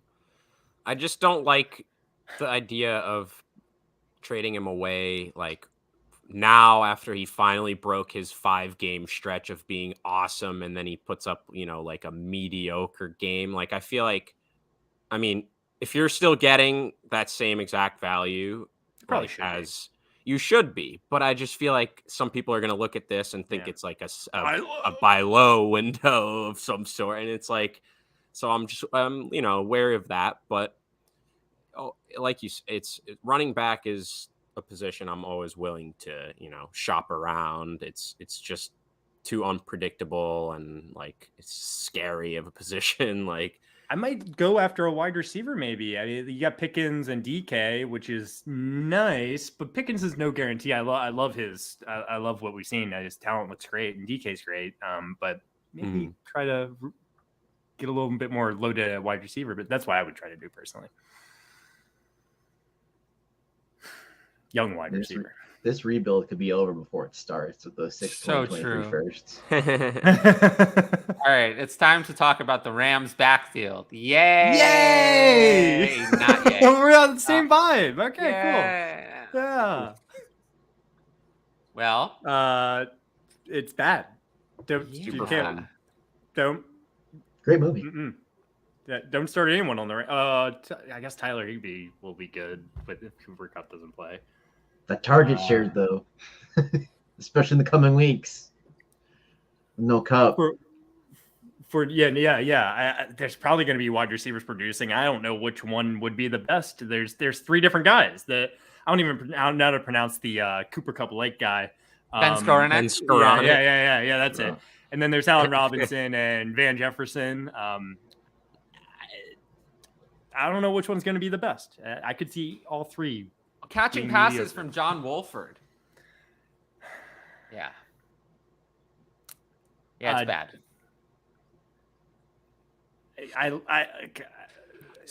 Let's like put to it see this some way. carries for Let's put it this way. Williams, You're forced next week to start a Rams running back in your... It will be Henderson. Would it really? It would still be. You sure? Who are you going with? I'm Kyle hoping Williams? He falls in for the touchdown. It might have to be Kyron Williams. They each got a goal line carry, but looks like Daryl's dominating, third downs, short yardage. It's more guaranteed. I think I got to just go with the volume with Daryl Henderson, I think, at this point. Like, if we had seen Kyron get more than 1 carry, like, then we might be having a different... I think I might just start Kyron Williams and just hope it's the weekend. Glory. For the glory. Do it for the glory. Yeah. That is a ballsy move, and if it pans out, you look pretty cool doing it. Genius. I like that. You do look pretty cool. But Josh, I look cool no matter what. So it's, You look cooler. What You look difference does it cooler, make? Tyler. See, it's funny. Oh, I have to start Darrell Henderson. But you're talking next about going week, from a so- 9 to a 10. It's fine. I'm sure a lot of people are Only gonna have I to could start say one of that. these Only guys. I could say that with a straight face. And like, And he's not even joking. He's being serious. no, he's not joking. Good stuff. All right, I have a question, a personal question for you. Go for it. We'll help This you. is my home redraft league. I'm gonna be forced to start Darrell Henderson next week, most likely, because I I have think Rashad not. White. Melvin Gordon's on waivers. I pick up Melvin Gordon. Ooh. I know, right? I know that sounds better. That's a fun one. That's a fun That's one. way discuss. too excited to get about anything on the Broncos. I think Melvin Gordon is the move. I know there's a couple running backs on bye next week. I know Travis Etienne, Rashad White. You're going to have to start some of these spot start guys. So Yeah, the conversation between Melvin Gordon and Darrell Henderson's a good one. That's an interesting one. Yeah. It's fun. Hollywood Brown is apparently close to returning. Ooh. Oh, yeah. I just Cliff Kingsbury. They probably won him, too. Is this close or Keenan Allen close? They're not sure. Oh. Okay. So they didn't tell us whether it was close or That's right. Close? Okay, cool. They didn't tell us. I like Melvin Gordon's pass catching work, by the way. I might go Melvin Gordon over Darrell Henderson. Such an ugly decision. I do think. It's ugly. It's ugly. The Hollywood Brown situation is interesting, by the way. Because I think he's going to come back for week 14. And then you'll have him 14, 15, 16, 17. Slip in those playoffs. I do think it's interesting because the offense has been bad. It can't support them all. So something has to give. Either DeAndre Hopkins is not going to be the wide receiver one that he's been, Rondale Moore is going to be irrelevant, or Hollywood Brown is not going to be nearly as good as he was before. Because something has to give, even with Zach Ertz out. Because the offense is bad. I actually lean DeAndre Hopkins' way. I don't think he'll be like as good as he's been. And I think Rondale Moore will be less good, but not irrelevant, like you said. Do you think that there's a chance that DeAndre Hopkins finds himself on another team in 2023? It doesn't feel like – it feels like obviously with the suspension, it was difficult to trade him. But it doesn't feel like – I mean, this is already now what? The third season of Arizona, right? Isn't it? Yeah. At least that long, right? Well, it's not. Or – yeah, probably not. Yeah, this is the third year. This is the third year of Arizona. Yeah. And it does feel like this marriage has kind of run its course. Like he's doing well, but I think that's more of necessity because Hollywood Brown is out. Kyler and him don't seem to be getting along. Yeah, you saw that little exchange on the sideline last week. And they can trade him. A lot of the signing bonuses are expired. Like they can trade him without it being a horrific mess. I think there's a chance that DeAndre Hopkins finds himself on a new team for 2023. And if that were the case, then Hollywood Brown is obviously going to be there. And then Rondale Moore is someone who could step into a bigger role. We're not really talking about Rondale Moore lately. I think Rondale Moore, when he's in the slot, like that is a consistent, like he's going to produce. It's like everything we've seen this year. If he's in the slot, he's gonna get his targets. He's gonna do really well. But if let's play the Rondale Moore value game. How about that? I'll take this off for a sec because we're not really addressing that. We'll get back to that. Let's play the Rondale Moore value game for a second. So let's start high up. Yikes. Would you want Rondale Moore or he's the highest Moore now, right? We'll see. Would you want Rondale Moore or Jahan Dotson? Give me Rondale. Really? That was the highest name I started. I'm on Jahan. I'm a Jahan Dotson guy. It seems like easily Jahan Dotson. I don't know if it's easy, but I'm gonna go Jahan Dotson. I don't think it's easy anymore. Pretty easy.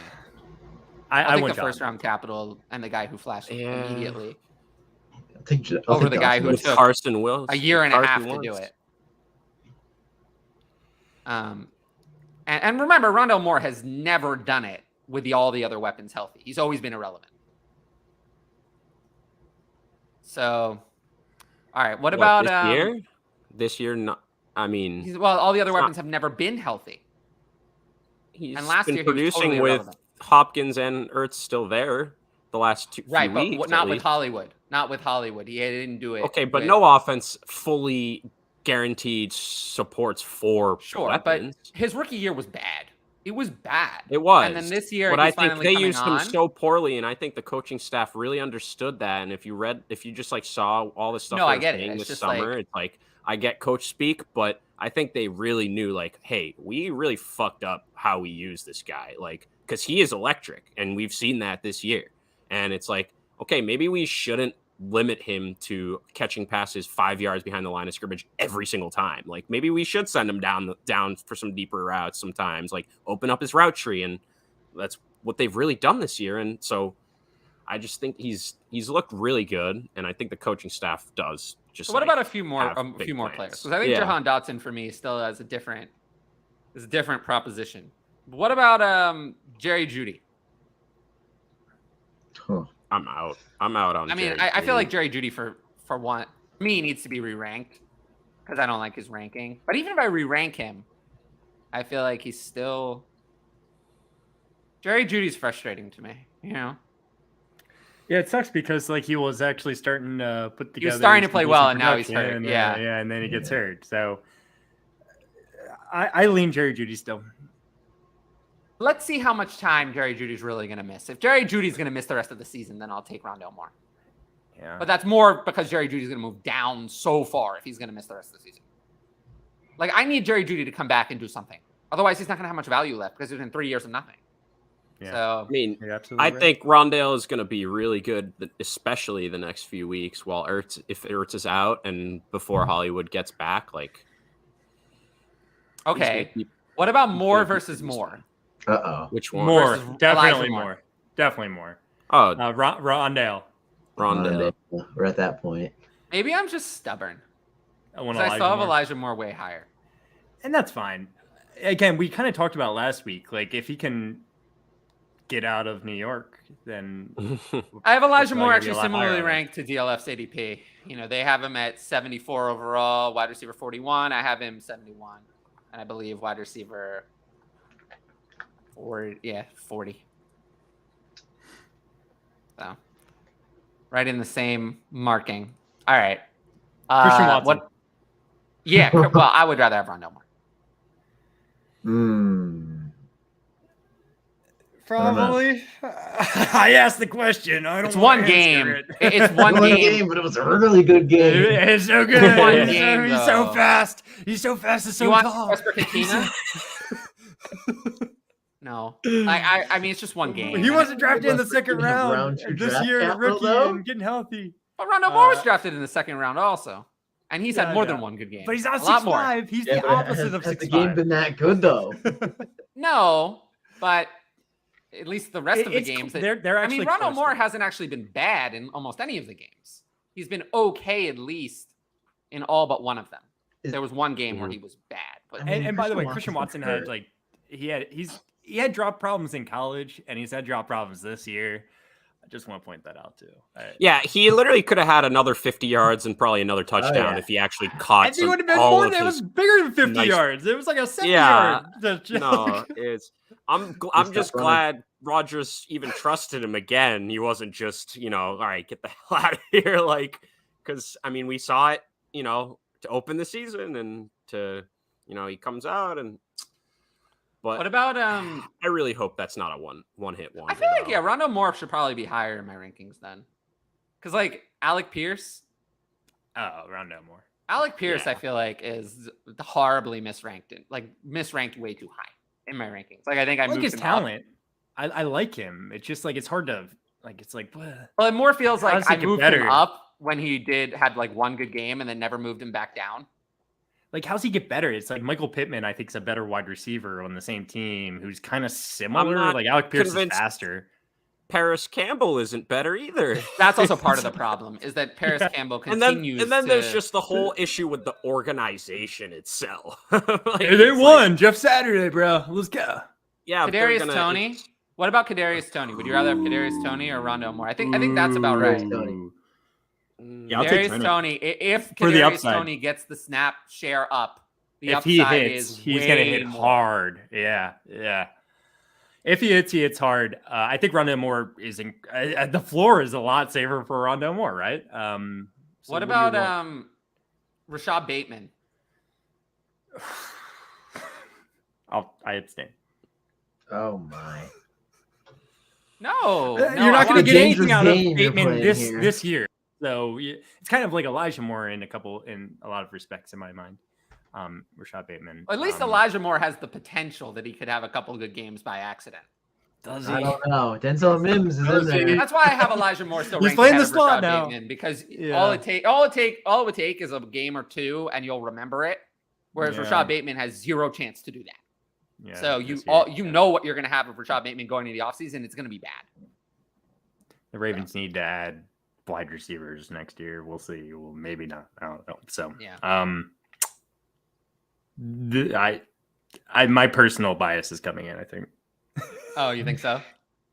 I want to say Bateman, but I think it's more. Yeah, I think it's more. Yeah.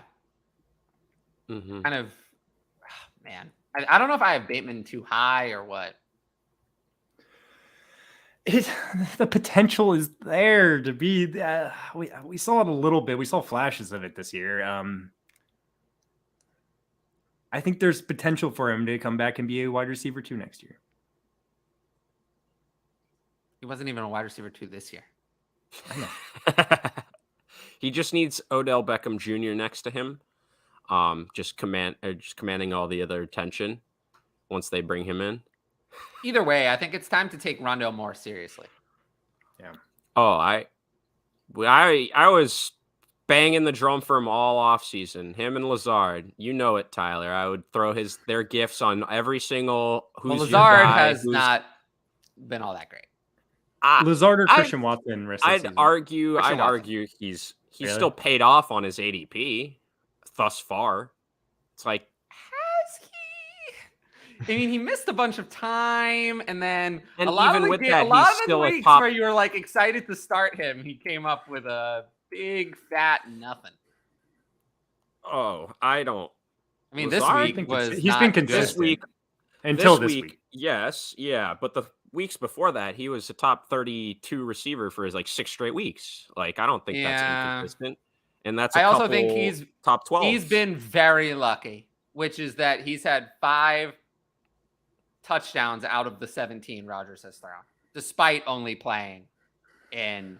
But I think that's not like crazy. Like, I think he's the clear preferred target for Rodgers when he's close. He's the one he's known and trusts the most, like just known the longest. Like this way, I think if I had told you that Rodgers was going to throw for only 17 touchdowns through 10 games, you wouldn't have thought that Alan Lazard would have 5 of them. No, but I mean, I said 90 plus targets and double-digit touchdowns was definitely in his range, and like I was honestly thinking that was going to happen, and he's on his way, honestly. And yes, Christian Watson just, stole the show. But if you look at this game, he was like being covered by Trayvon for a lot of it. I mean, And I literally think one play, and it was the most important play of the game. Who did they go to? It was Alan Lazard ripping a 45-yard gain. And this was the best case scenario. And this is what you were drafting. I mean, this was the upside. This is the best case scenario. He wasn't drafted as a top 36 receiver most of the time. Like, obviously there was hype at some points where he was, but when I was saying I really like him at his price, it was when he was wide receiver 40. When he finished as the wide receiver at like 38 last year. Like, it's just I know. I'm just saying, like, didn't make sense. The ball bounced, like, in terms of the touchdowns, the ball is bouncing his way, and it's still not all that great. I think he easily could score 5 more in the rest of the season.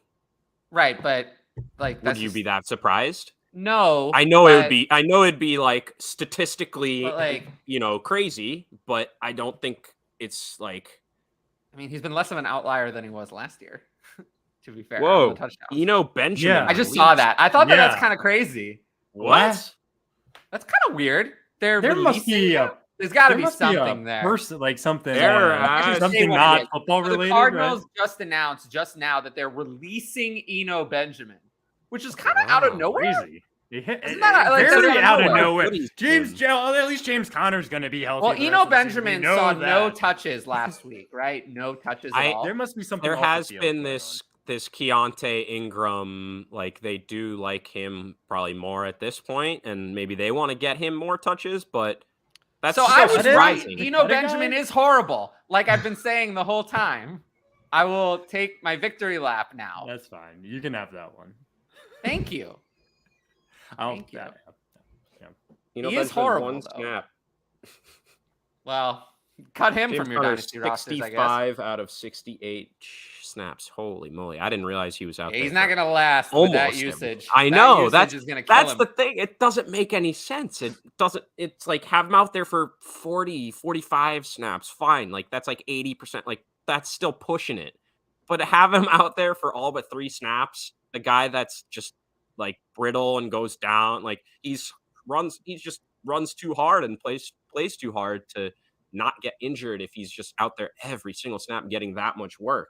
So wait a minute. Then who's going to be? Because Darrell Williams is on IR. I think isn't he close to returning or no? No, he just went on IR. He's not close to returning. Oh. They don't have another running back listed on their depth chart. This is very odd. To like, There had to be something that There has to be, again, because off the field. I there feel has like, to right? be because he was like a 7th round pick and was under contract for this year and the rest of next for nothing. This is very strange. Right? Like, Yeah, no, it is. Like, and I just said it. James Conner gets hurt every year. He's gotten hurt this year. Like, you kind of want an insurance policy for that. And Eno Benjamin, when he was playing, say what you will, Tyler, he was playing fine. Fine this year. Yeah. So yeah, it's very strange. so I guess what You that want him on the means Ravens? is no, I don't think he's going to go anywhere. Mike Davis. I mean, I think some team's going to put in a claim for him, and there's a chance If he's on the he's gonna be drop Mike playing. Davis, I'm fine with that, Ravens. Oh yeah, 100%. Let's go. Yes. But I think the days of like trusting him like value wise are over. He just lost all the dynasty value he had. Yeah. Get him out of here. What startup pick would be equivalent value to a late 23 first in a startup 12-team superflex half PPR start 9? Somewhere in the 8th. Just feels like off the top. I don't know. Probably a little I don't know what startups look like right now, obviously. Because people are really doing mid-season startups. Yeah, I don't do those really. Where's like Terry McLaurin getting drafted? Right there. Right around that spot. How about Let's Christian see Kirk? Where's he Jacob getting Brown go. drafted? Trade. Like I don't know. I'm just like trying to like think of like a player. Like I haven't done a dynasty startup since the beginning of the Zachary season. season So is over. I'm trying to. What? Zachary season is over. Oh, He's not that coming back. sucks. Good for Rondale. Oh. Trey McBride. Yeah, I mean, I'm not going to tell anyone to pick him up in a redraft league and think he's going to I'd really pick do him up in anything. something like Scott Fishbowl, which is really deep. Yes, absolutely. I think that's the perfect place to pick him up because, Tight end most premium in players the are state, rosters and tight end premium. But yeah, Zach Ertz, does he have any dynasty value left? Probably not, right? Like you might be able to now. No, I can't even like. Were you getting like even a third? Like I don't know. Yeah, I think that's just that's it for Zach Ertz. He might come back next year and be something for the Cardinals. But I don't want him on my dynasty team. I mean, it's possible he could come back and like. I mean, they still owe him $10 million for next year, so he's gonna be there. But I don't. It would be tough for me to drop him.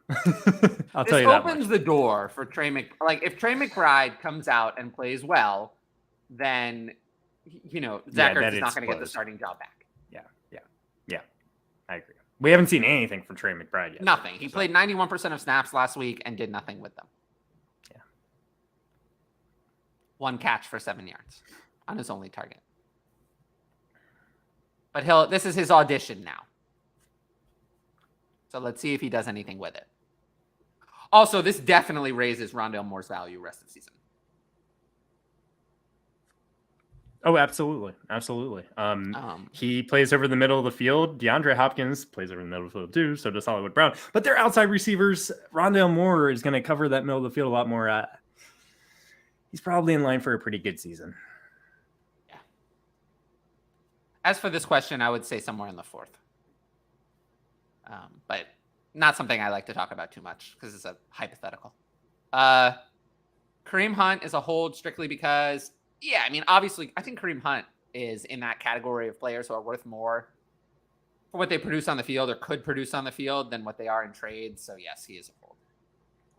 I'm gonna start taking us through this. You can't trade him. I mean, you can trade him now, but this is very low value for him. 12-team dynasty. I have ETN and Walker on week 11 bye, and I'm stuck between starting McKinnon or trading for running back. Oh boy. Is it worth making that sort of trade? Again, this is kind of vague. In a PPR league, McKinnon can be started. He's got 6 catches the last 2 weeks. You want to hear about Clyde Edwards-Helaire? Played 4 snaps. Yeah, and that's another reason why it's a good thing for McKinnon. I don't want to start McKinnon, but I think you can. And especially Pacheco dominated the snaps, though. He's the pass catching back. McKinnon. Who are the Chiefs playing next week? Does anyone know? Because I think a game script kind of mindset makes sense for this because if it's a game script where they have to pass, the Chiefs are playing the Chargers, so it could be positive. I think McKinnon could get another 6 catches next week, but it's not saying a lot. I mean, yes, it's worth it to make a trade, but who are you going to trade for? Very interesting point about the Eno thing is that they're on Hard Knocks right now, and it's gonna be it might be really fun just seeing the whole situation. That is a good point. I saw shout out Eric down in the chat that said that, but good call, Eric. I'm very excited about that now. As I mean, I'm ready. I already love the whole show, obviously, and that's gonna be fun. All right. I don't know what this was in reference to. Whoa! I'm assuming Eno. Probably. No, I don't think so. Because we're already an hour behind. Yeah. All right. Is it worth trading fire. Justin Fields for other positions I'm needy in, such as running back and tight end, or is this rest of season value too high? I'll have Watson as a backup when he returns. Look, so for this, I would say I wouldn't say he's a sell high, but yeah, go ahead. He's worth it if you get a lot. Yeah. That's exactly what I would say. Yeah, I don't want to trade Justin Fields. I think he's going to continue being really freaking good. So that's not a sell high. But if it's going to help your team and you've got another quarterback, I mean, you still. I mean, at this point, you need a top 10 kind of guy, at running back. And I do that. Exactly. And it's tough. I mean, and at tight end, what? You need someone Kelsey pretty freaking good. That's what I was literally about to say, right? I think you need one of the top 2 guys. It's tough. I don't think you're going to do that. I would do it for one of the top 2 guys. I don't think you're going to be able to do it. I doubt the person that has Kelsey or Andrews wants to do that. Maybe they do. Yeah, they said they got Deshaun Watson. Maybe you explore just the value he holds in other people's minds about, now you've bared the brunt of holding. Yeah, that's what I'm saying. So you've bared the brunt of holding him all year long. It's now he's 2 weeks away. So you're not going to get a running back 1 for him. So who would you be looking to get? I mean, you think you might be able to? I mean, no, not quite like a running, but would you take an RB2 and a very low end TE tight end 1 if someone's willing to offer that? I think you would probably say yeah. I think you can trust Fields at this point. I'm trying to see what if you could get Tony Pollard and Dalton Schultz? I would do that for Deshaun Watson. Yeah, for sure. For Deshaun Watson, that's easy. You probably only get one of those guys for Deshaun Watson at this point, to be completely honest. But even just one of those guys. If that's maybe somewhere tight end, if you're going for a 1-for-1, I feel like that's if you're getting just absolutely massacred every week because you're just throwing some random guy out in that spot and everyone else at least has someone they're counting on most weeks, and you're just like, I'm so sick. It's like I don't blame you for that at all. Especially we don't know. It's no surefire thing. He comes back and he looks as good as he did 3 years ago, So I'd be willing to trade Deshaun Watson in this situation. I know Justin Fields, I think he still has his bye coming up, which that kind of sucks, but you're going to have to stream that week. But I would love to trade Deshaun Watson for something that helps your team running back or tight end right now, if you're able to do that. Trading Justin Fields, I would do it, but you have to get immense value. And I think we're kind of all on the same page there. He's one of those week 14, like that we have a lot of teams on week 14 bye this year. And that, when you're pushing for the playoffs or, some leagues even have, I'm pretty sure, week 14 playoffs and stuff like that. It's just like, it's by the way, but yeah. But I mean, some formats, it's just how it goes. Yeah. Obviously, like, even Scott Fish, it's like, past week kind of have to, right? Like, yeah, exactly. Yeah. So it's like, it's tough not to, I think basically the biggest advice is just explore both of the options. Like, don't just take, what you think is the best offer you get for either one, and just really see what like people think about both of the guys. Like, you might be surprised to see that, like some guys expecting Deshaun Watson to come back and be a surefire top 5 quarterback. Like, if someone's expecting that and 100%, like, and they're willing to give you even close to that type of value, it's like, you do that one, right? And you keep Fields, who's shown that he's doing that for 6 straight weeks or whatever. And so, yeah. Yeah, definitely. All right, let's move on here. Andrew says Cordell Patterson's on a rebuilding team, but he wants a 2023 second for him. Okay. What's the question? So it seems like Cordell Patterson's currently on a rebuilding team in his league. He has a 2023 second. He's trying to get him. That's kind of how I'm reading it, I think, right? Yeah. Is Cordell Patterson worth a 2023 second? So are we assuming, since they're on on a rebuilding team, that we're likely getting a later second? Yeah. So let's say later second, or I still think I want the pick. The second has the value, in my opinion, for a 31-year-old running back. Yeah. Running back that doesn't get used properly. Yeah. Shout out Arthur Smith. The second is worth more value than Cordell Patterson, to answer your question that way. Yeah. It's as simple as that. It depends. Like, what are you throwing out there running back weekly? Like, there's a lot of variables to this. Like, if you're throwing out like RB3 every week, I'd do it. Yeah, you would have to be completely loaded otherwise, because if you're throwing out someone crappy at running back and you're going for a title shot, you'd have to be loaded at wide receiver, tight end, quarterback, and then this move is okay to give away a 2023 second, I think. Yeah, a lot of variables here. I don't want to, but it's going to set you over the top. Eric actually agreed with us with the Justin Fields question. Oh yeah, you need someone in the top 10. Yeah, and then Ed says Dobbins just doesn't get enough passes, but he will be looking to acquire him for cheap. John, that's the whole point, Ed. I think this is the point I came in like yelling about. I think you could get him very cheap, and I think he'll be very good next year. Maybe not a top 12 running back, because I think not. Concern. Yeah. Oh boy, just in time. Do I have to go get my jersey? Can we burn it? Live on air? Can we burn it? The thing is, like, it's Ravens number 27. I get so many people being like, Ray Rice? I'm like, no, come on, J.K. Dobbins. All right, let's move on. Here, Ryan, can you take over moving us through the chat? Yeah. Ryan, you're more efficient. I can focus on talking.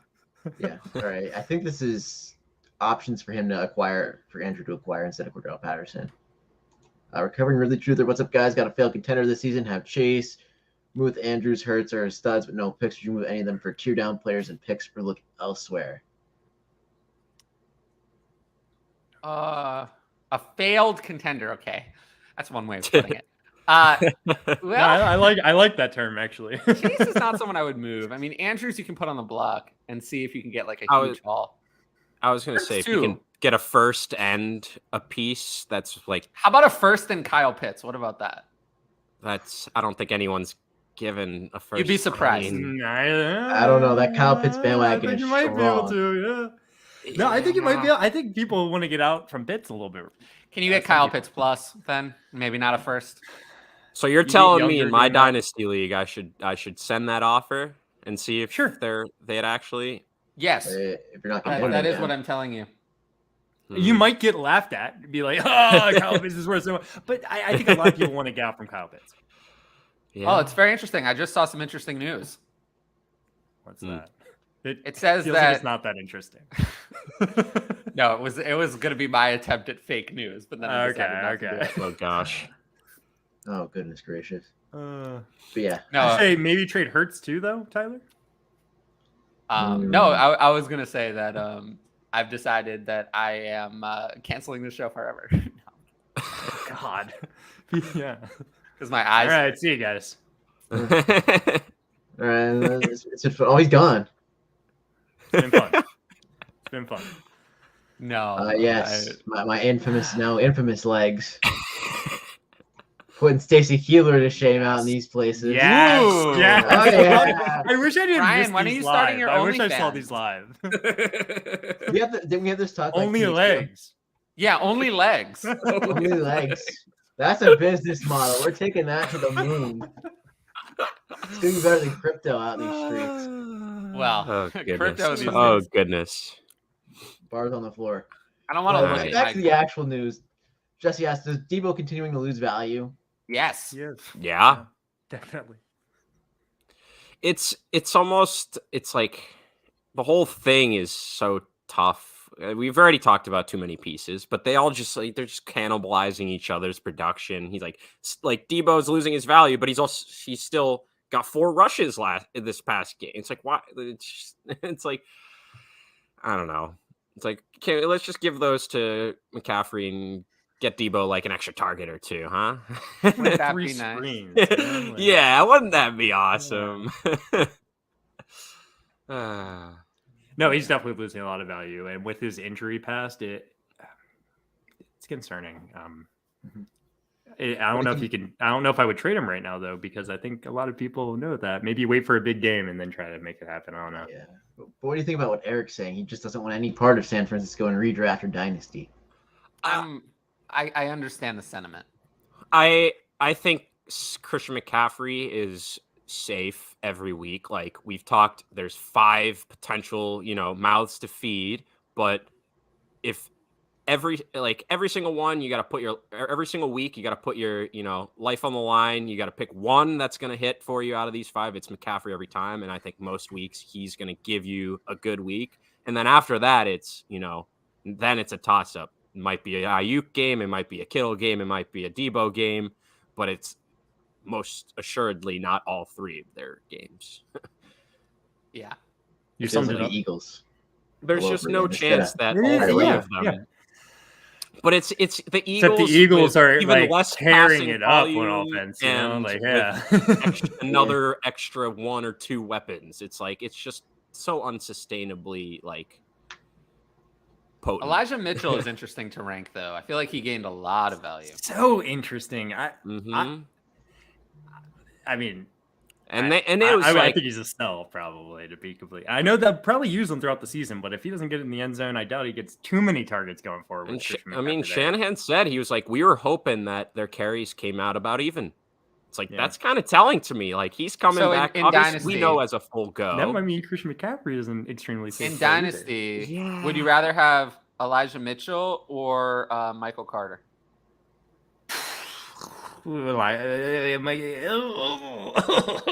Give me Michael Carter. I'll take Elijah Mitchell.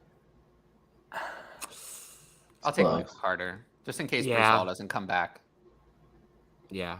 as well as he should. That's a good point. I was thinking, Christian McCaffrey has such an injury Better history, and if tackle. he gets hurt, then it's like, Yeah, yeah, also- Elijah Mitchell. But yeah, it's probably Michael Carter slightly.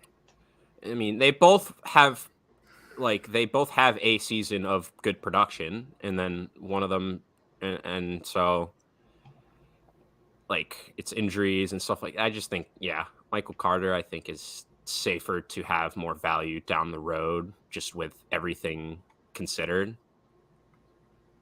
Yeah. Yeah, I agree, but I'm a gambler. What can I say? You're a gambler, you said? Oh, yeah. I mean, man. If you're a Broncos gambler, country, I let's think- ride, right? If you're a gambler, I think Elijah Mitchell is the move, because if Christian McCaffrey got hurt, I think Elijah Mitchell's really good. Mhm. He's available in 50% of leagues and redraft on ESPN. I noticed that. So. My one thing is he's never going to get the pass catching work. Like, if CMC goes down, I love it for, he's going to get probably 80+% of the rushing out of that backfield, but I think it means Debo gets a couple more rushes now, and whoever else mixes in as at least a pass catching back and, 10-20% of the rushes. So, yeah, I mean, and that's where we're seeing what Michael Carter does when Breece Hall is out, and it's, he can catch passes and he is out there. Obviously he's splitting a little bit now, but James Robinson, it's, I don't know. Still going Michael Carter. fine with that. Yeah, that's Yeah. fair. How do you value Schultz? I have a first place team that only has Kelsey and Ertz. But with Ertz's injury, I'm looking for some insurance. I want cheap or productive, which barely exists. I mean, Hayden Hurst is out there. You want cheap or productive. But you'd much rather have Dalton Schultz on your team, but he's not going to be cheap. Jesse's saying a third enough. It's probably not enough, but I would love to pay absolutely that. give a third. 2/3 I would give for Dalton Schultz. Personally, Yeah. So. I do feel I like don't think Dalton I could Schultz do is a all or second, nothing, though, in terms of Dynasty. He either signs in Dallas and it's great, it's what it's been, or he doesn't and he's worth not much. Mm-hmm. So I can tell you if he doesn't sign in Dallas, he's going to be a sell, no matter where it is. Yeah. Even if it's a good landing spot. But yeah, if you can get away with giving a third, I'd definitely do that. I also have a bad feeling it's not going to be a good landing spot. A lot of the teams with money to spend are not places we want a tight end to go. There's an opening. With Daniel Bellinger's injury, there's an opening at tight end in New York. He's expected to come back before the end of the season somehow. Is That's what all the reports are saying, which is I'll believe that when I baffling see to it. me. Yeah, it's baffling to me how you can fracture your eye socket or whatever. Like, that was a brutal injury, but that's the thing is, Daniel Bellinger looked great before he got hurt too. So I don't think this isn't something that's gonna affect his playing. It's it's not a leg injury. It's Detroit not something like are openings for tight ends. Detroit's kind of interesting, I guess. No. It's Yeah, it's not pretty. No. Gesicki and Schultz are similar. No. I mean, they're Gesicki not. is a much more athletic player. But Schultz has outproduced Gesicki constantly. That's true, but I think, I mean, I don't think there's any question about who is a better talent. Oh, I think there's a lot of questions. I think Really? Mike Gesicki is more athletic, but that doesn't mean he's better. I think it's if it were an athletic competition, then Ingram well, would I be think it's one of the best tight ends in the would league, but he's not. what would Gesicki be doing with Schultz's opportunity and stuff in I don't know. Dallas? I do think he'd be producing a little bit more. I don't know if they trust him. honestly. I mean, they trust Dalton Schultz to play every down. I don't know if they trust Mike Gesicki, who is a revolving door. As a No, blocker. they don't. He's revolving door. I mean, he can't block anything. But pass rusher or run stuffer goes in easily. I mean, he can't do anything. So Yeah. I mean, I don't know. Dalton Schultz. I don't hate the idea of just They weren't buying that different in Gesicki 2021, cheap. really. The only difference is Schultz scored 8 touchdowns and Gesicki scored 2. Gesicki actually had more targets, but Schultz caught more of them. had a couple more yards, but the big difference was touchdowns. Yeah. They weren't that different in 2020 either. Yeah, I guess. But it's been this year actually where they've been the most different. From a fantasy perspective, I think you're right for sure. Where it's neither of them. I completely agree with both you guys. Like, actually, it sounds crazy, but I really do. I think everything both you guys were saying is correct. Gesicki more athletic, Dalton Schultz, just a little safer, maybe better for fantasy. Different situations, it might be different. So, but it's what you've been saying, Tyler, where there's, for whatever reason, he's not great, but he has this connection with Dak, and the team likes him, and he's just, the number 2, 3 at worst weapon in that offense, and he just is he gets steady volume. But if he goes somewhere else, we're completely out on him. So how? But this is the thing, and if Gesicki goes somewhere else, we're much more in on him. Well, because his current situation is so bad that it's going to be better, not worse.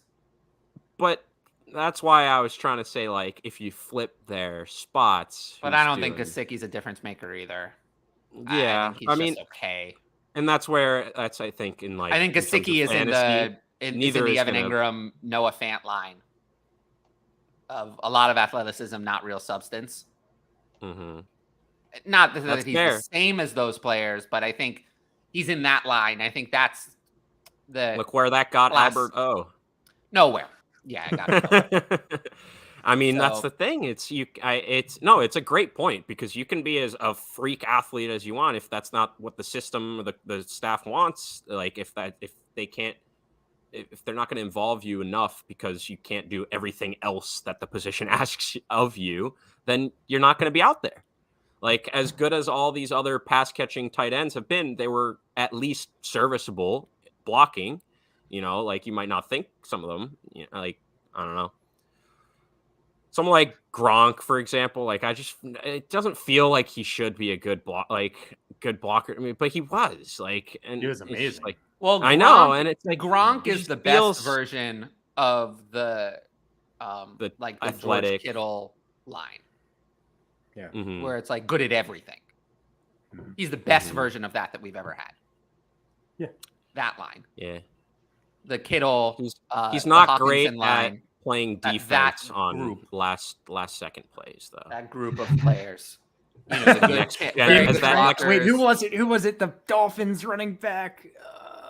Good receivers, but winning with size. I'm pretty sure it was more so. No, it wasn't. He was already gone. Was it Ahmed? It might have. It was a dog. Yeah, it doesn't matter. Was it Drake? It was. I just said that. Yeah. I thought he was. It was Kenny and Drake. Yeah. Miami Miracle was Kenny Next Drake. Gen loves to throw that commercial with all the dots out there every single time. I'm like,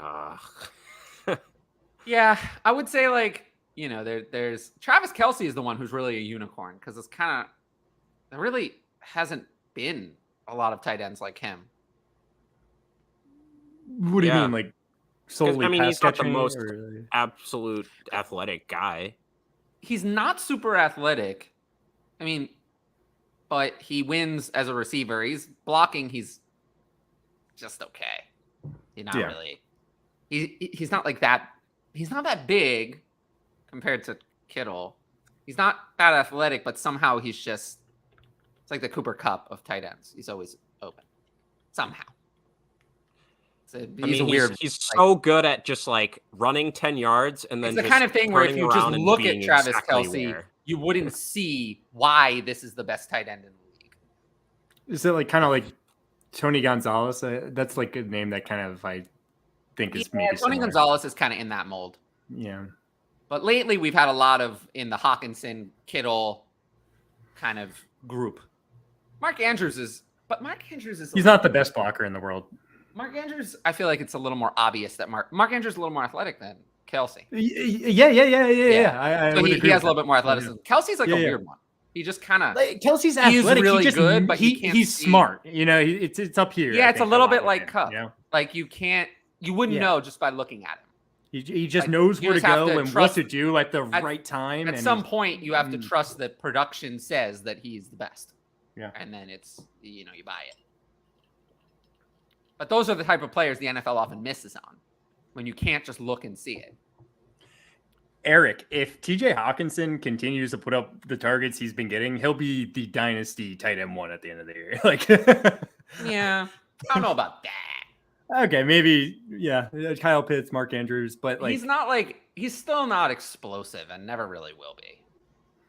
He doesn't get open like that. He's one of the more explosive tight ends. That's not saying much. I know. Yeah, is he really though?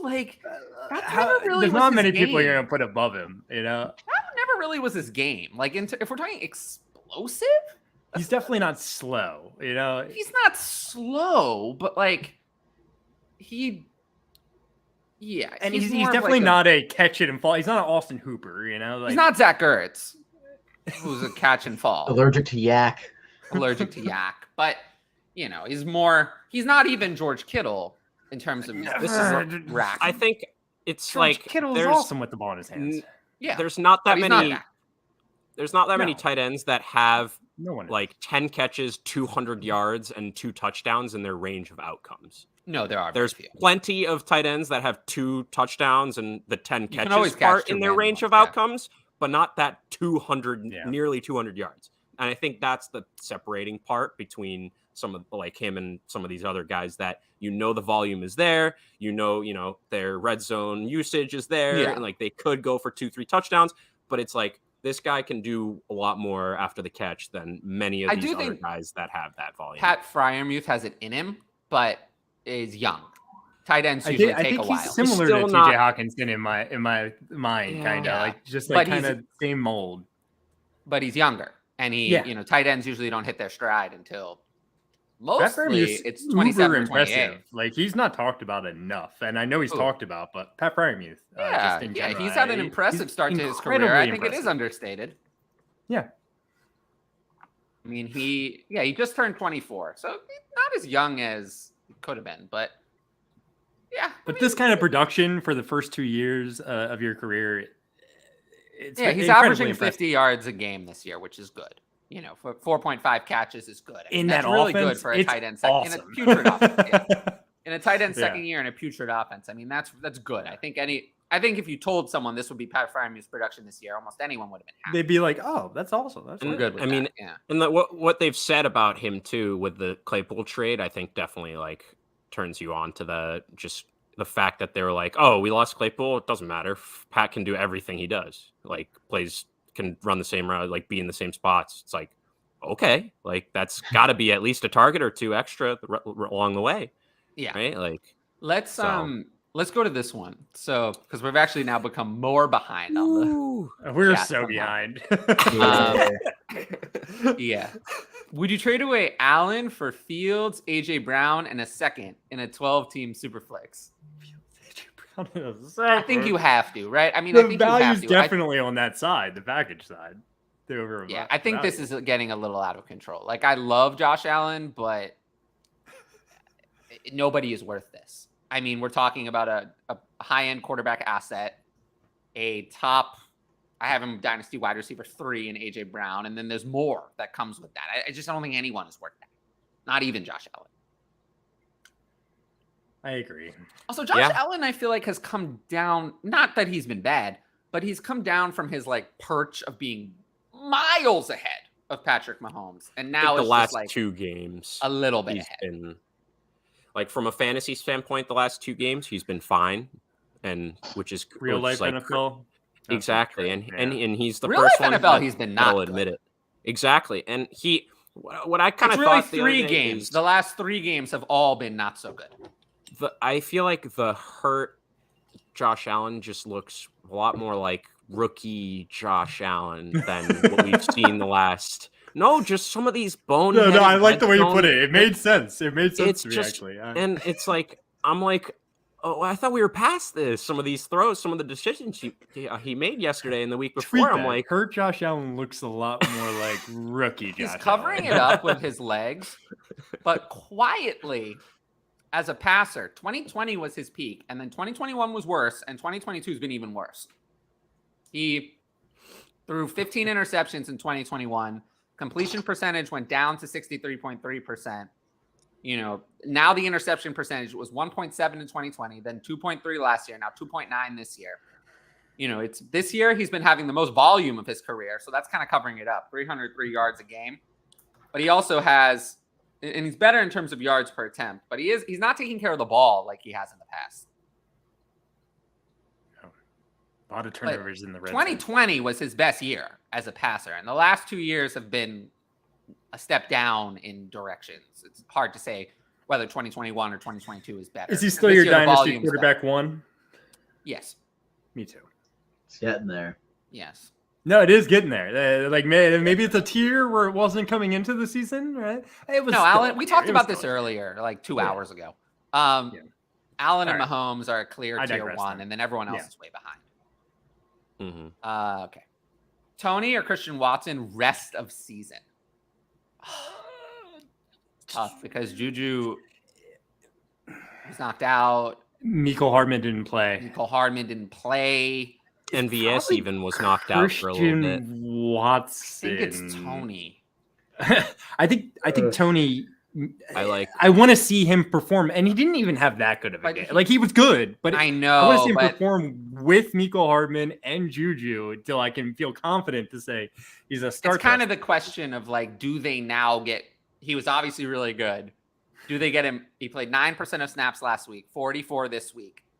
Is next week 80? Just keep building. Next week 80%. It's close. Are they going to decide? Okay, Kadarius Toney is our second best wide receiver. He put up this great game pretty solid game this past week, and he was like a part-time player still. They gave him manufactured touches. And I think that's not going away. I think his snap share is not going lower. Like I think his roles just has so much room to grow. And I don't care if Juju is healthy and Mecole is healthy. If he's showing what he's showing, I think he's with Juju. But I think that they manufacture touches for Mecole too a lot. But it's really only what if that's the now red changed? zone, What if that's changed now that Tony's it there? was working with Mecole though. Up until this week they look better. With Tony, he looked better doing the same things. He looked better. I don't know if that's the case. Mecole scored a touchdown the week before doing it. Are you sure they didn't look better because they just didn't let Clyde on the field ever? Well, that helped. No, Tony offers something as an actual receiver. The Mecole Hardman kid doesn't know anything about playing receiver. All he knows is how to run in a straight line. He is really fast. Tony is not a refined receiver, all right? Tony is not a refined receiver by any means. Tony is like I don't know. I mean, though. What about you saw that catch shifty. that he jumped up for? You ever seen Mecole Hardman make a play like that in his career? No. Look, I'm talking about being a refined receiver. I'm not talking about but compared to Mecole Hardman can't play wide receiver. He doesn't know how to play wide receiver at all. That's why I do think Tony's more talented than Mecole. Kadarius Toney can almost actually play a real wide receiver role.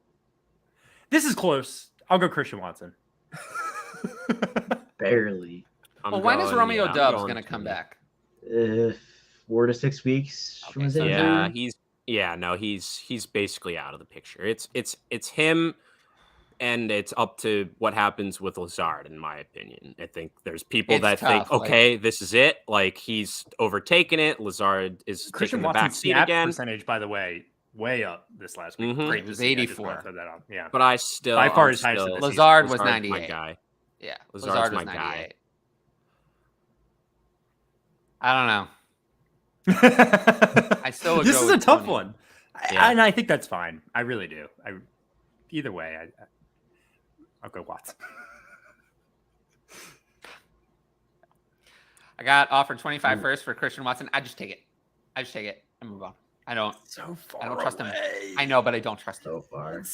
I don't trust him. And you have to keep in mind that you could be getting Christian Watson for the next few years with Jordan Love. You want that? Does that sound good? No. Okay, do it.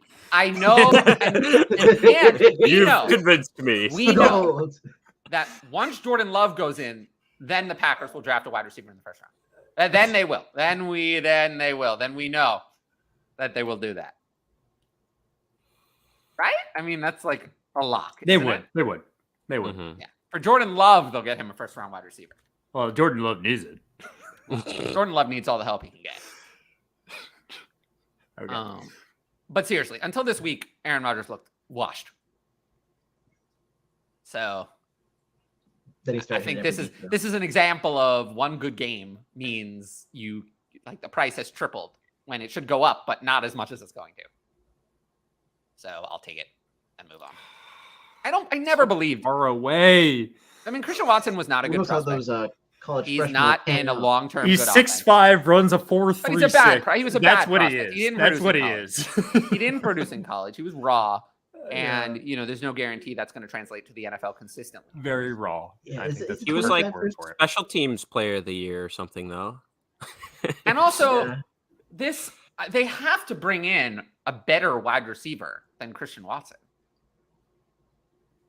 So, They have to, but they're the Packers. yeah. How's But when that? it's Jordan Love, They they kind of will. hate wide receiver. They spent Maybe a second round draft pick on Christian They should Watson. trade for So, Devontae like, they Adams. think That's what they should he's do. They should trade for good. Devontae Adams. I hear he's unhappy in Vegas. Wait till Derek Carr gets replaced. They'll be really unhappy. Derek Carr is going to get replaced, by the way. Not this year. No, year. not this year. There's no one Oh, to replace him. I think But I will say that is an underreported story that we have not talked about on this show that I think we should talk about more is that There has been Derek more rumblings. Carr is not the safe dynasty asset that we thought he was. Now, I do some think recent news. I got some recent news to add on to that. Josh McDaniels got reassurance that he's going to be there next year. Apparently, I don't buy it. I don't buy it either, but I don't buy He it. should have Maybe been they can fired reassure him all today, the way. though. He should have been gone today, though. What? Well, moving on last week. I mean, he doesn't know anything about coaching in the NFL. He's very bad at that one. He doesn't know anything about that. I mean, he is completely incompetent. He's very, very bad. I mean, he has a 13-23 record as head coach. That doesn't sound so good. That sounds like failure. That sounds like he's had enough failure. And then he was the, offensive coordinator of the Patriots, which went well because he didn't actually do anything. He didn't actually do anything during that period of time. So clearly he learned nothing. And now he is a bad head coach once again. So I don't think he should be a head coach in the NFL. No, that was proven so many years ago in the Denver Broncos. Like, I forget who it was. Was it Jay Cutler or was it Tim Tebow at the McDaniels era? Forget. It was one of them. I think it was Cutler, to be quite honest with you, before he got Sorry, I traded to wasn't the paying Bears. attention. What was the question? We're trashing on Josh McDaniels. Oh, I think he was Tim Tebow. I think didn't he coach with Tim Tebow? No, he was the coach who didn't want to put Tim Tebow in, and then they fired him so they could put Tim Tebow in. Oh, all right. And then the Tim Tebow mania was the next year. All right, that makes sense. Was the full year of Tim Tebow. But yeah, no, they fired him so they could put in. All right. Superflex win now was offered Dalvin, Rashad White, Fournette, and Russ. All sells. For Hall and Malik Willis. Hey, don't trash on Rashad White. No, I like White. I like Rashad. I don't know. Is this but Russ? it Is might still set worth this, something. it might set him over the top, like to actually win in a Superflex league. So I wouldn't blame him for doing it, but How win now is this win now you're talking Yeah, about? that's true. How good is this team? because all these assets you're getting fall off a cliff after this season, pretty much. Except for It's Rashad White. maybe tough maybe to not. trade. Maybe not. It's Russ. tough to trade Brees Hall and not be getting like some type of solid pick or really young asset as well back. I even mean, if it's like a it or huge not, drop-off. Russell Wilson is going to be a starting quarterback in the NFL for 4 more years. I don't like I don't it. know if you can guarantee 4, but Well, I understand what you're saying. Well, I mean, if they cut him before 2026, they're still going to owe him $30 million. mm-hmm. I mean, we've And if They he's don't have any playing like draft this capital over next the next 2 year, years. they'll still be doing it. They don't have a choice. They've gone all in on Russell Wilson. And by the way, this week he did a big thing. He chose to wear a wristband. Oh, I heard about that because Pete Carroll said something about it, didn't he? Yeah. Whatever. It was Pete Carroll was saying that he liked how Geno was willing to wear one, and his past There was quarterback resistance wasn't. to wearing the wristband in the past, is what he said. Oh, Yes. goodness. Whatever that All means. of There was this. resistance. I to wonder wearing it. which wonder quarterback who- he's And talking didn't- about. Didn't Russell say like I Josh didn't Gardner, like Matt it? Flynn. or something. But Yeah, didn't he work? said he won I- plenty of games without the wristband. Yeah, I'm okay with this trade if it really does set you over the top and you feel like you're gonna win a championship because of it. Because the banners never die. Flags fly forever. Yeah. And Malik Willis, I feel like is not it. Yeah, Malik Imagine Willis if isn't he had even gone like in a the part first of this round. trade, barely. I mean, I'm not really Sucks. sure that Malik Willis carries much value at all. I don't think he's ever going to be a starting quarterback in the NFL at this point. I mean, the NFL said that in April, so I know, but you never know. If Tannehill had played badly and Malik Willis had gotten a chance, then maybe he would have been I mean, good. Tannehill. Russell Wilson was a 4th round pick. Oh boy. Yeah. Oh boy. Uh, Here we go. I don't know. Malik draft Willis to capital. me is just kind of he's going to clog up your roster for a while. He's kind of like Justin Fields, just not nearly as good. He's like Justin Fields without the starting job and you can't throw the ball well. Or run as well, Exactly. Yeah. And I his think coach my doesn't play to season his is strengths over. either. I think my season is over. Not good. I don't like I that. feel that. I feel that on a spiritual Yeah, level. I mean, injuries will always take you down. I had Brees, Javante, and Waller. I'll do it. I'll do it. Oh, Running I'll backs do are it. Lenny, Pollard, and Dylan. I mean, Cooper. Pollard's been good. Is that but- Amari or I would say Amari. Amari, yeah. Amari, Deontay, and Mooney. Oh, well, yeah. Stashed, Cook, Kadarius. Okay, so and Jamar James Chase. Cook? Oh, or- I'm sorry that Jamar your Chase. season's. Yeah, I'll do it. I'm sorry that your season's over. yeah, your season's over. Darren says, "What running back would you try to buy for a late second on a fringe playoff team who doesn't own their own first?" Wow, this feels oddly specific. It is very specific. Fringe- Uh, Why is the doesn't earn their own first? Just because you can't trade that. Is that maybe he doesn't have it. First trade. I think he had Traded it I'm already. assuming. And it also means he doesn't want to rebuild because he doesn't have his own first, maybe too. Or, Oh goodness. Can you get AJ Dillon? fringe. So AJ Dillon isn't even good. He's not even gonna help you. You got to package something else in there. Miles Sanders. Well, that's what I was gonna say. Is you don't want to get Miles someone Sanders, that's I not would- gonna I at would least do. help you this year. Yeah. Miles Sanders is a I good would one. do Miles Sanders, I don't but think you're getting anyone better than Miles Sanders for a second. David Montgomery. You probably aren't getting Miles Sanders Leonard for a late Fournette. second. you're not getting James Conner. Cordell Patterson. Lenny? Throw it back to that past question. Lenny, I don't even know if I want Lenny. I don't Cordell know. Patterson was in a 4-way committee because of our I friend Arthur. Our Ooh, friend what about- Arthur was What very about smart. David, this David week. Montgomery? Yeah, I guess.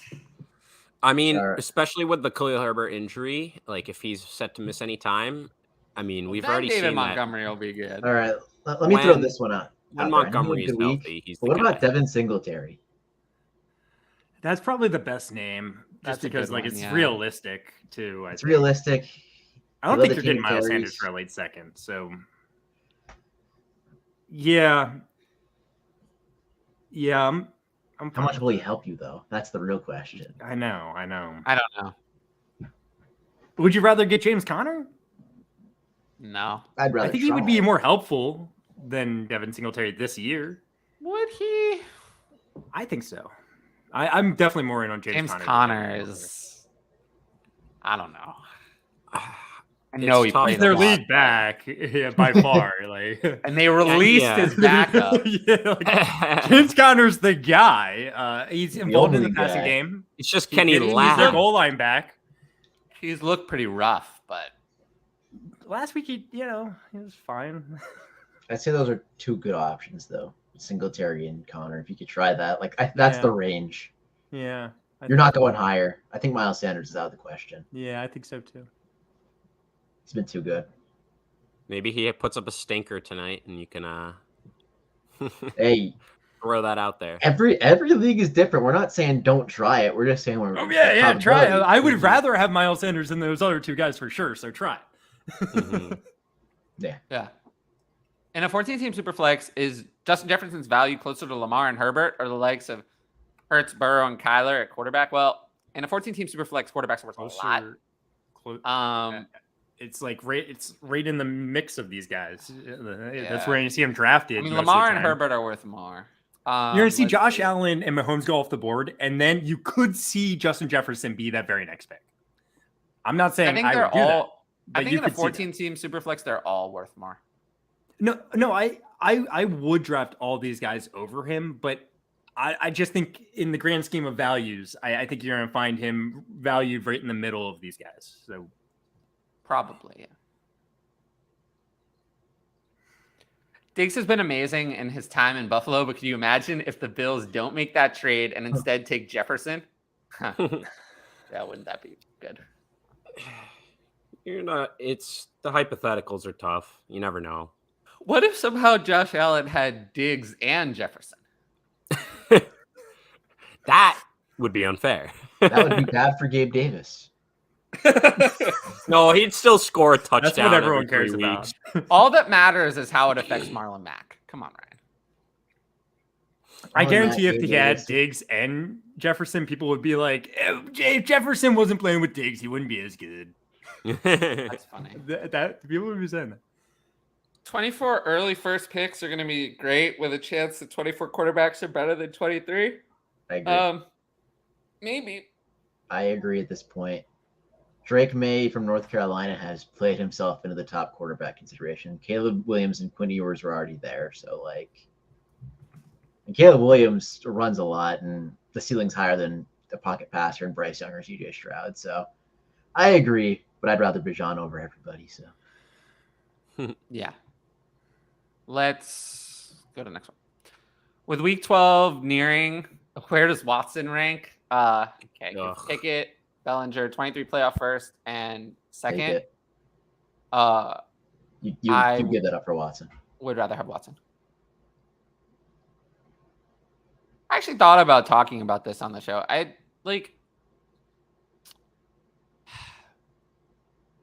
Deshaun Watson, I feel like, is a difficult situation because I feel like there are people in the fantasy industry, and I hear it a lot, who are seeing what they want to see, as in saying Deshaun Watson is going to come back and be bad. That's what I want to see. I want to see him fail. I want to see him be terrible. That's what I want to see. But I think there are some people who are saying, well, he's going to come back and suck. He has a low floor. I've heard this on other podcasts. He's not going to be good. And I just don't agree. I just don't agree. Either. I don't agree. I think that, yes, you could say if you're worried about him getting suspended again, that's absolutely the case. Worried about something off the field, sure. I mean, that he is clearly a terrible person and could do another terrible person thing in the future. That's fine. I agree with that. To me, Deshaun Watson is a sure bet. If he's on the field, he's as close to a sure thing as there is. He's already in the top 12 of my Superflex rankings in Dynasty at this point, now that he's very close to coming back. And I don't really have any concerns. I mean, he has a huge contract on the likes of Russell Wilson's bigger. It's more guarantees. So it's really the full thing is guaranteed. So the offense around him is pretty good. The offense around him is not bad yet. He has a pretty good offensive line, and Amari Cooper, one of the best running backs in the NFL. Donovan Peoples-Jones playing good. Yeah, and that package that you're giving up. Donovan Peoples-Jones looking good too. But either way, Pickett, Bellinger, and a 23 there are going to be 4 more years of Deshaun Watson after this one. All of his money is guaranteed. So, he's guaranteed through 2026. And he's going to be good during that period of time. And that's just the likely reality. Michael Vick went to jail for years, longer.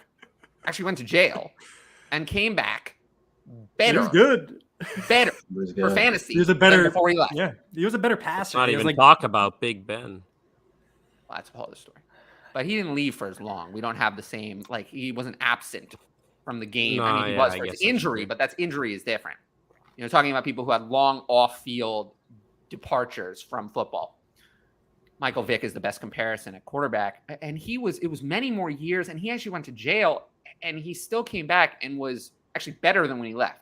Maybe not quite as athletic, but yeah, better. But for fantasy, player. He was better. Yeah, he was better. His year that he came back was the best year. Airing it out, like his Did have arm the looked offense great. to do it. So what I'm saying is that the quarterback got injured early. I hear it often from some analysts that are seeing what they want to see. And I would just say that while I agree that, I've probably been the harshest on Deshaun Watson as a person of almost anyone, if not anyone. I mean, I'm probably one of the harshest. I mean, if you don't remember, all offseason, Browns fans would come at me like constantly because I was very hard on Deshaun Watson. I said he should be never playing the NFL again. I still feel that way, that he should never play in the NFL again. And that hasn't changed. But when it comes to, at the end of the day, someone's going to start him in their fantasy lineup, and he's going to need to be ranked somewhere. And just because I dislike him doesn't mean that I'm going to rank him lower. So it kind of is what it is at this point. Yeah. But, I understand in Dynasty, like, your roster's like your pride and joy. Like, if you don't want to look at him on your roster, it doesn't make you feel good. Like, don't trade for him. Don't draft him. You don't have to. You can always draft someone else and not trade for him. And I often recommend that because fantasy is supposed to be fun. And trading makes fantasy fun, but trading, see? You summed that up so eloquently, Tyler. But trading for the players you want makes fantasy even more fun. Yeah. Than just trading to trade. Yeah, don't get a guy on the team you want. Nothing's worse than trying to trade for Jamar But Chase. I do hear too much of the Deshaun Watson is just going to come back and be bad. And I think that those people are divorced from reality. Like they're living in a reality that's not real. They're living in a world where because Deshaun Watson is a bad person, he's going to play football badly. And we just know from our history of how many people have played in the NFL who are not great people. I mean, how many? I mean, you could go on and on and on. The list is very long. And we just know that that's unfortunately not the case. How good of a person you are really does not impact how well you play football. It just doesn't. And the NFL, we'll keep letting these players play. So we have to deal with it. When Greg Hardy did those awful things and went to the UFC and watched him get knocked out. That was a very enjoyable experience. Yes. But, I think that's enough about that. All right. Shop ETN. I was able to turn ETN Bateman in the third for Chase and some picks. Well, I'll take Chase with nothing else. So I like that. Wow. Dotson easily. I don't know what we were talking about then. I think you can see a 2021 version of Hopkins with Hollywood back. I agree with that. We're going to go through the chat faster. Judy is a bust. Lean that Tyler kind of agrees. Yeah. Who wins this trade? 2024 mid-late first or Christian Watson? I'll take the first. Kind of I took the 2025 first. Is it really mid or late? Is it really? How do you know that? Exactly. You only know 23s at this point. Yeah. Rondale, Kyler, Bryce Young, Small King, stand up. Are you like short FF lefty? Or something? round one for the short kings. Yeah. I always forget. Ryan, how tall are you? Like 5'9". You're always tall. I always feel like you're short. It's not too bad. Yeah. Everyone, dude, when I was in like middle school, I used to be like the smallest kid around. I haven't grown in height since I was 14 or 15. So I used to be like one of the tallest. Tall kids?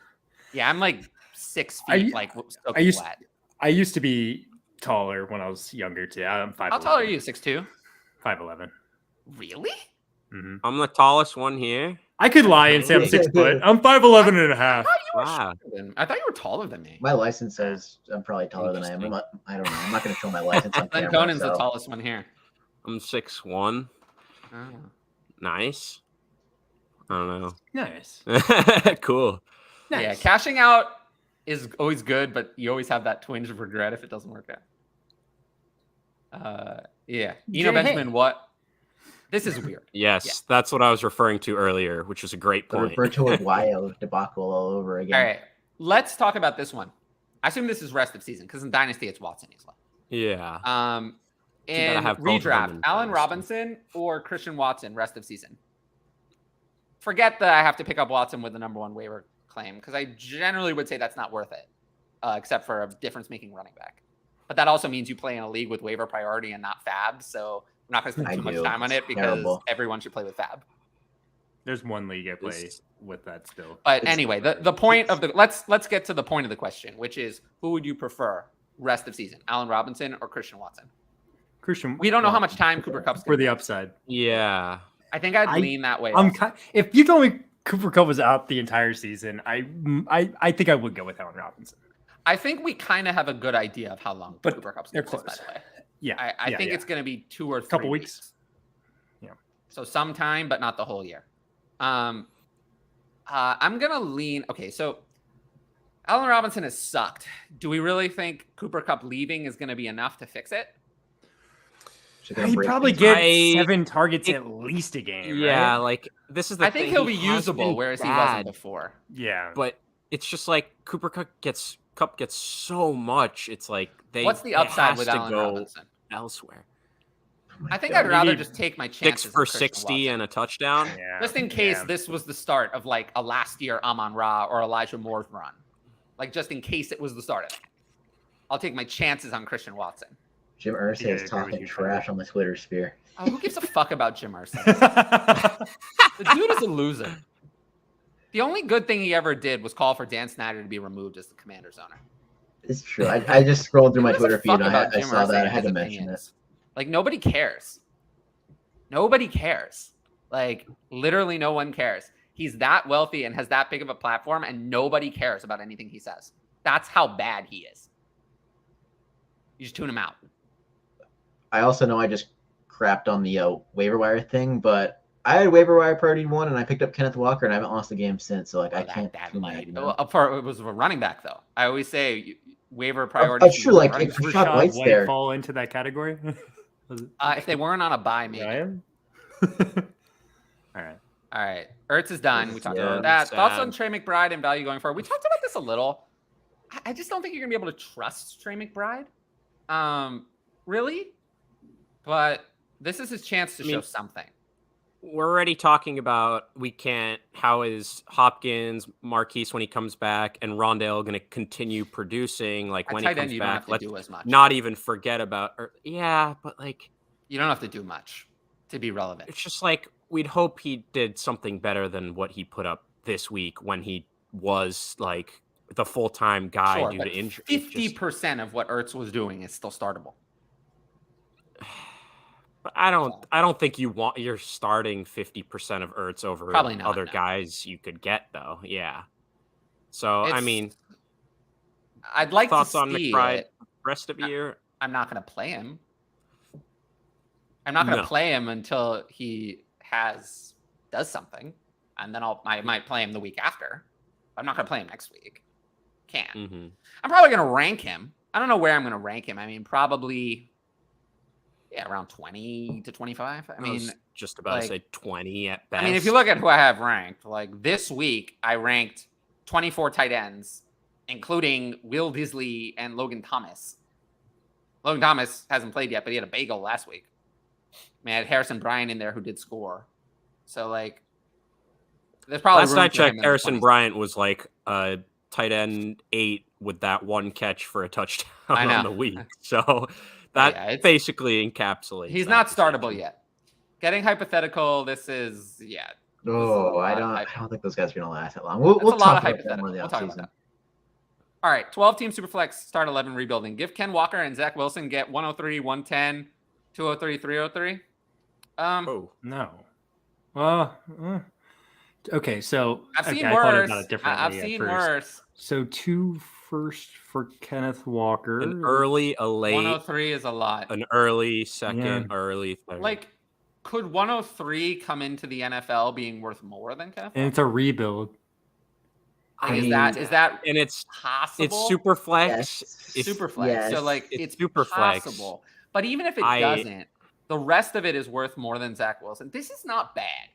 This is not bad. You get out from under Zach Wilson.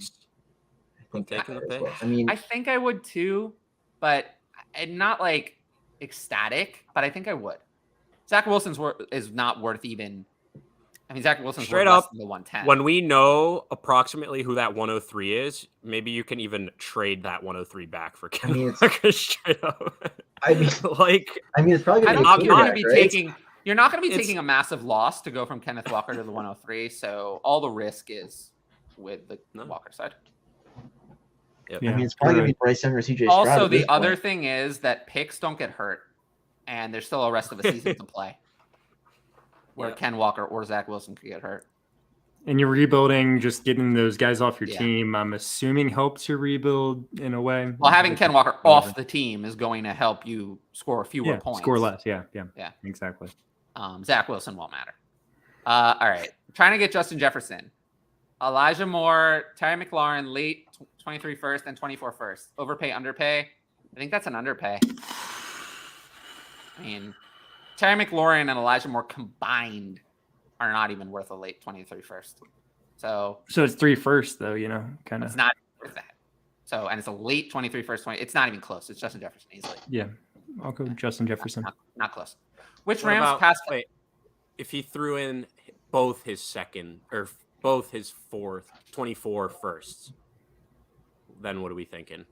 That's closer. He said he has a second 24 first, right? Yeah, that's closer. So on top, right? I think that's more conceivable because we're trying to help him get JJ. If that's way too little, well, why don't you try? I don't know if that's way too little. I think I'd try it. Yeah, I'd exactly. try it. And then you start and you see if adding a second, see how it goes. or adding that 24 first, and that's good advice. Yeah. All right. Which Rams pass catcher gets the bump without Someone Cup? says it after this. It's Higbee, in my opinion. I would lean that it's Higbee. I think it's Skoranek, honestly. I'm not. Are they gonna not sign? Jefferson. They all get a It's bump. They all get a It's bump. not Jefferson because he only came in once Cup. I just don't. I think it has to be someone that's already trusted to be out there all the time. Is it going to Hmm? be Odell? I don't think he's not going to a team that has no 6, yeah. aspirations of making it. I'm personally of either Cowboys, Bills, or Ravens as my top Giants. 3, I think. Or actually Giants need him Giants. badly. Giants. Giants are 7-2 and need him badly. Yeah. So But the Giants are the place he could go and be the wide receiver 1 right away. Ravens do. Yeah, Ravens. Yeah, but is he going to go to an offense that doesn't pass? Maybe. I don't know. I think people I could see him getting behind just Like, I think the reason Lamar the Giants Jackson aren't a little passing bit. is because they have no weapons. The Ravens aren't going to pass no matter what. that's not true. They're not. I don't think the Ravens would pass.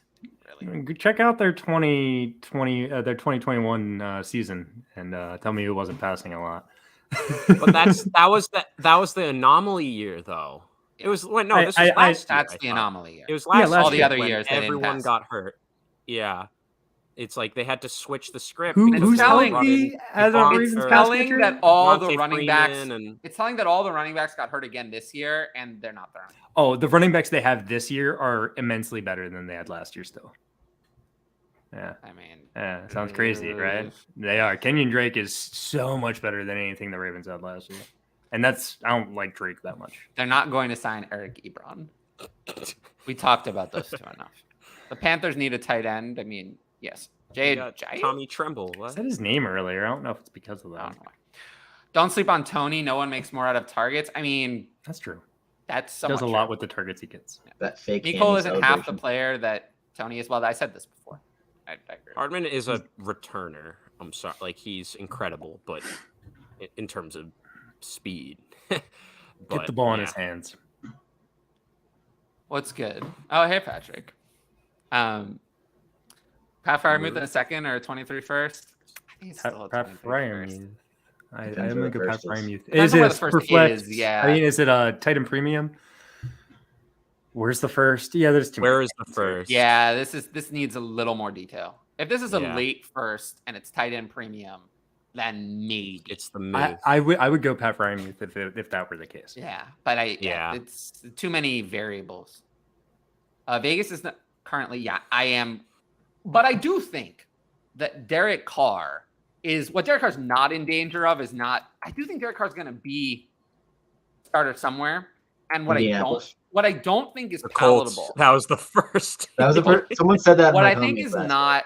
It sounds perfect. is not palatable. Also, the problem is that so much of his salary guarantees on February 15th of this year, which is before they can release him. So they're going to be stuck with his 23 and 7.5 million more of 24. So they can't get out of it. But they can trade him. He's very tradable, but they can't release him. What I don't think is palatable, though, what's not palatable is for them. It's not like Jimmy Garoppolo. I don't think it's palatable for the Raiders to draft a quarterback at 2 while that's not going to be a choice while Derek Carr is still there. I don't think that's going to work. I think Derek Carr is too expensive and too good. So honestly, to have that be a situation, the locker room won't work that way. So I think if they're going to draft a quarterback, I think Derek Carr is going to have to go. And I think that Derek Carr is going to still start somewhere. But I don't think it's a choice that they can draft someone and have him stay. That's not going to work. The Colts are top of that list, by the way. He's less of a Band-Aid than the people they've tried in the past. You could certainly sell it. Well, he's certainly younger than Rivers or Ryan. Yeah, exactly. And he's more proven, I guess, than Carson Wentz. He's a better player. He's been a better player than Carson Wentz as a whole in his career. So he's been slightly better. So that's more than slightly better. This year's been a down year, though. This year he's really been. I mean, how bad has it been? Honestly, Bad. In they've been losing, but their defense sucks. Like, how much would you put on? I mean, let's see. Yeah, I mean, completion percentage is down. Yards per game. Devontae Adams, though, has been added. It's like the expectations were raised. So it's like. But Darren Waller and Hunter Renfrow have offered nothing. Yeah, that's true. That's true. It's. But you think Devontae Adams still makes up for it? You would think, but apparently it hasn't. No. But yeah, Josh McDaniels just might be completely incompetent. I just think even this year's Derek Carr is still a starting caliber NFL quarterback. I mean, he's been 236 yards a game, 13 touchdowns, 5 interceptions. I'd rather despite have everything, him win a game, start for my team and win a game over Zach Wilson or a lot of these younger guys. Considering who's starting and considering that the team is horrible and poorly coached, he's actually been decent, which is why I don't want to drop Derek Carr too much in my rankings because, I don't think there's a universe where Derek Carr doesn't start next year. I think he's still thought of in NFL circles. I think people still think Derek Carr, franchise quarterback, not Derek Carr, bridge quarterback, or just someone we're bringing in as a test. I think he's somewhere in between right now, personally. But I'm not telling you what you think or what I think. I'm telling you what the NFL thinks or what I think the NFL thinks. Yeah. And I think they still see Derek Carr, franchise quarterback. And why does it get so dark out so early now? I know. I'm sorry. I just looked outside. And I was like, where is it? Where's the outside? There is no. Yeah, I will say that I don't think that the Raiders would be well served by passing on a quarterback at the top. Like, if they have a pick where they know they're going to get a quarterback, like 2, where there's 2 or more good quarterbacks that are worth a selection.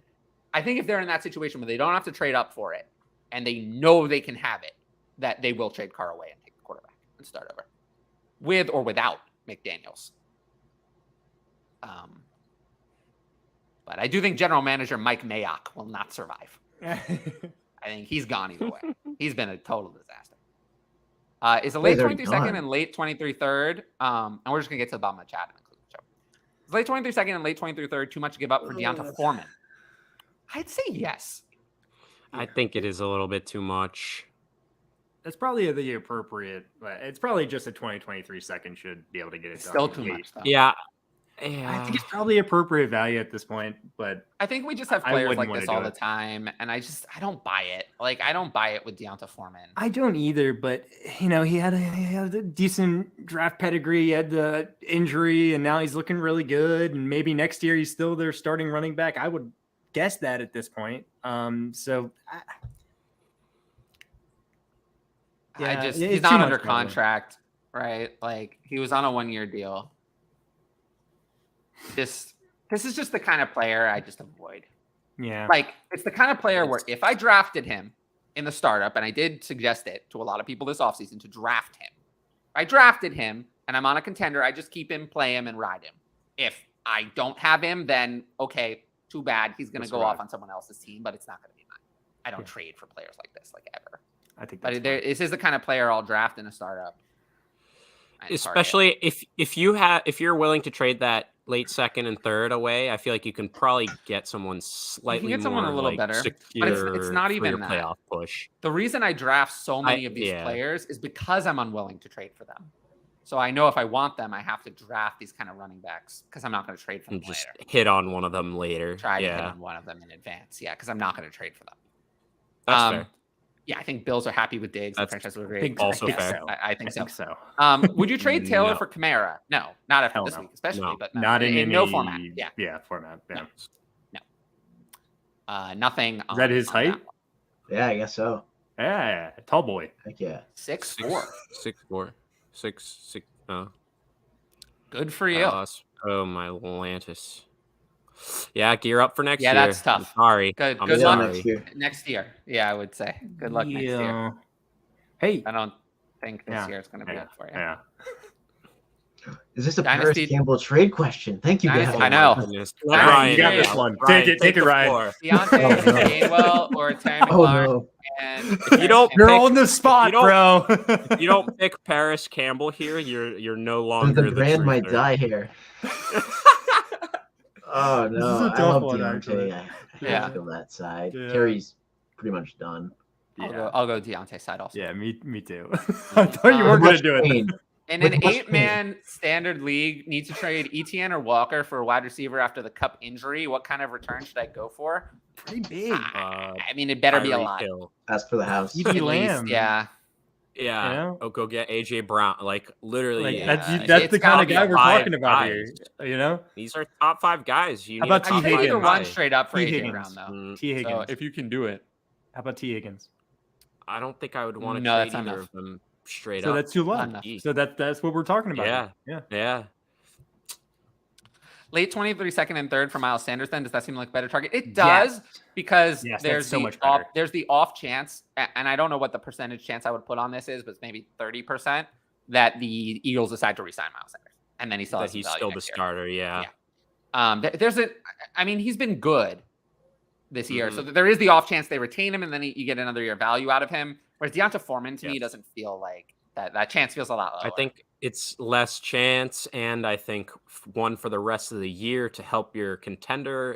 I think I like Sanders better there too. So do I. Yeah, I trust him. I think more. that's a great. Honestly, that's a great name to try to go for with those picks rather than Foreman. I agree. And if you can go even higher, try it. Yeah, people love draft picks. They do. People, if they're losing, them. people that are losing love draft picks. Like, what do I do? It's weird. It's weird when I have a team that's winning and has a bunch of draft picks, and then I don't know what to do. I still love draft picks. It's not, I don't yeah, exactly. Yeah. That's fair. But the fact that you have them and you're winning and like you're like, wow, my team's really good. I could really sit over the top right now, and now you can if you want to do that. Monty has a similar value to Sanders, probably a little less. Yeah. Sanders, I think, has a better chance of having more value. Sanders is a lot better this year too. So and not if Herbert's out for the year. Yeah, I was about to say I actually don't know about close though. Still, if and I doubt out, Herbert. We don't. But know I think about we Herbert see yet, right? that the Bears have a better solution to their running back situation in house, whereas the Eagles are more likely to retain Miles Sanders because he's been the best of what they had. But anyway, not a Gainwell. It was a good show. I appreciate everyone for being here this long, and the audience for tuning in. If you're still here or watching it later, make sure to leave a like, a comment, and subscribe to the channel. Also hit the notifications bell to be notified about any new content. There was no surprise content this week. There wasn't any like big enough news for me to do anything, but at any time, sometimes those are often done at the last minute. So if you hit the notifications bell, you'll be notified about it, and then you can watch it after or live. And then I'll be back tomorrow at 9 p.m. Eastern on Ask DLF, which will be simulcast here and on the DLF YouTube channel. And then, we'll be back next week at 2 p.m. Eastern to recap another week and do another live chat. And I want to thank everyone in the live chat for posting all the questions. It was a very, very busy chat. So, which is my favorite. That's my favorite thing to do, is to respond to questions in the chat. So I just appreciate everyone for that. And then, lastly, just follow us all on Twitter. It's right below us on our little frame in the video. But Thanks for everyone for watching, and I will see you all. That was funny. I'll see you all soon. See you guys. Peace.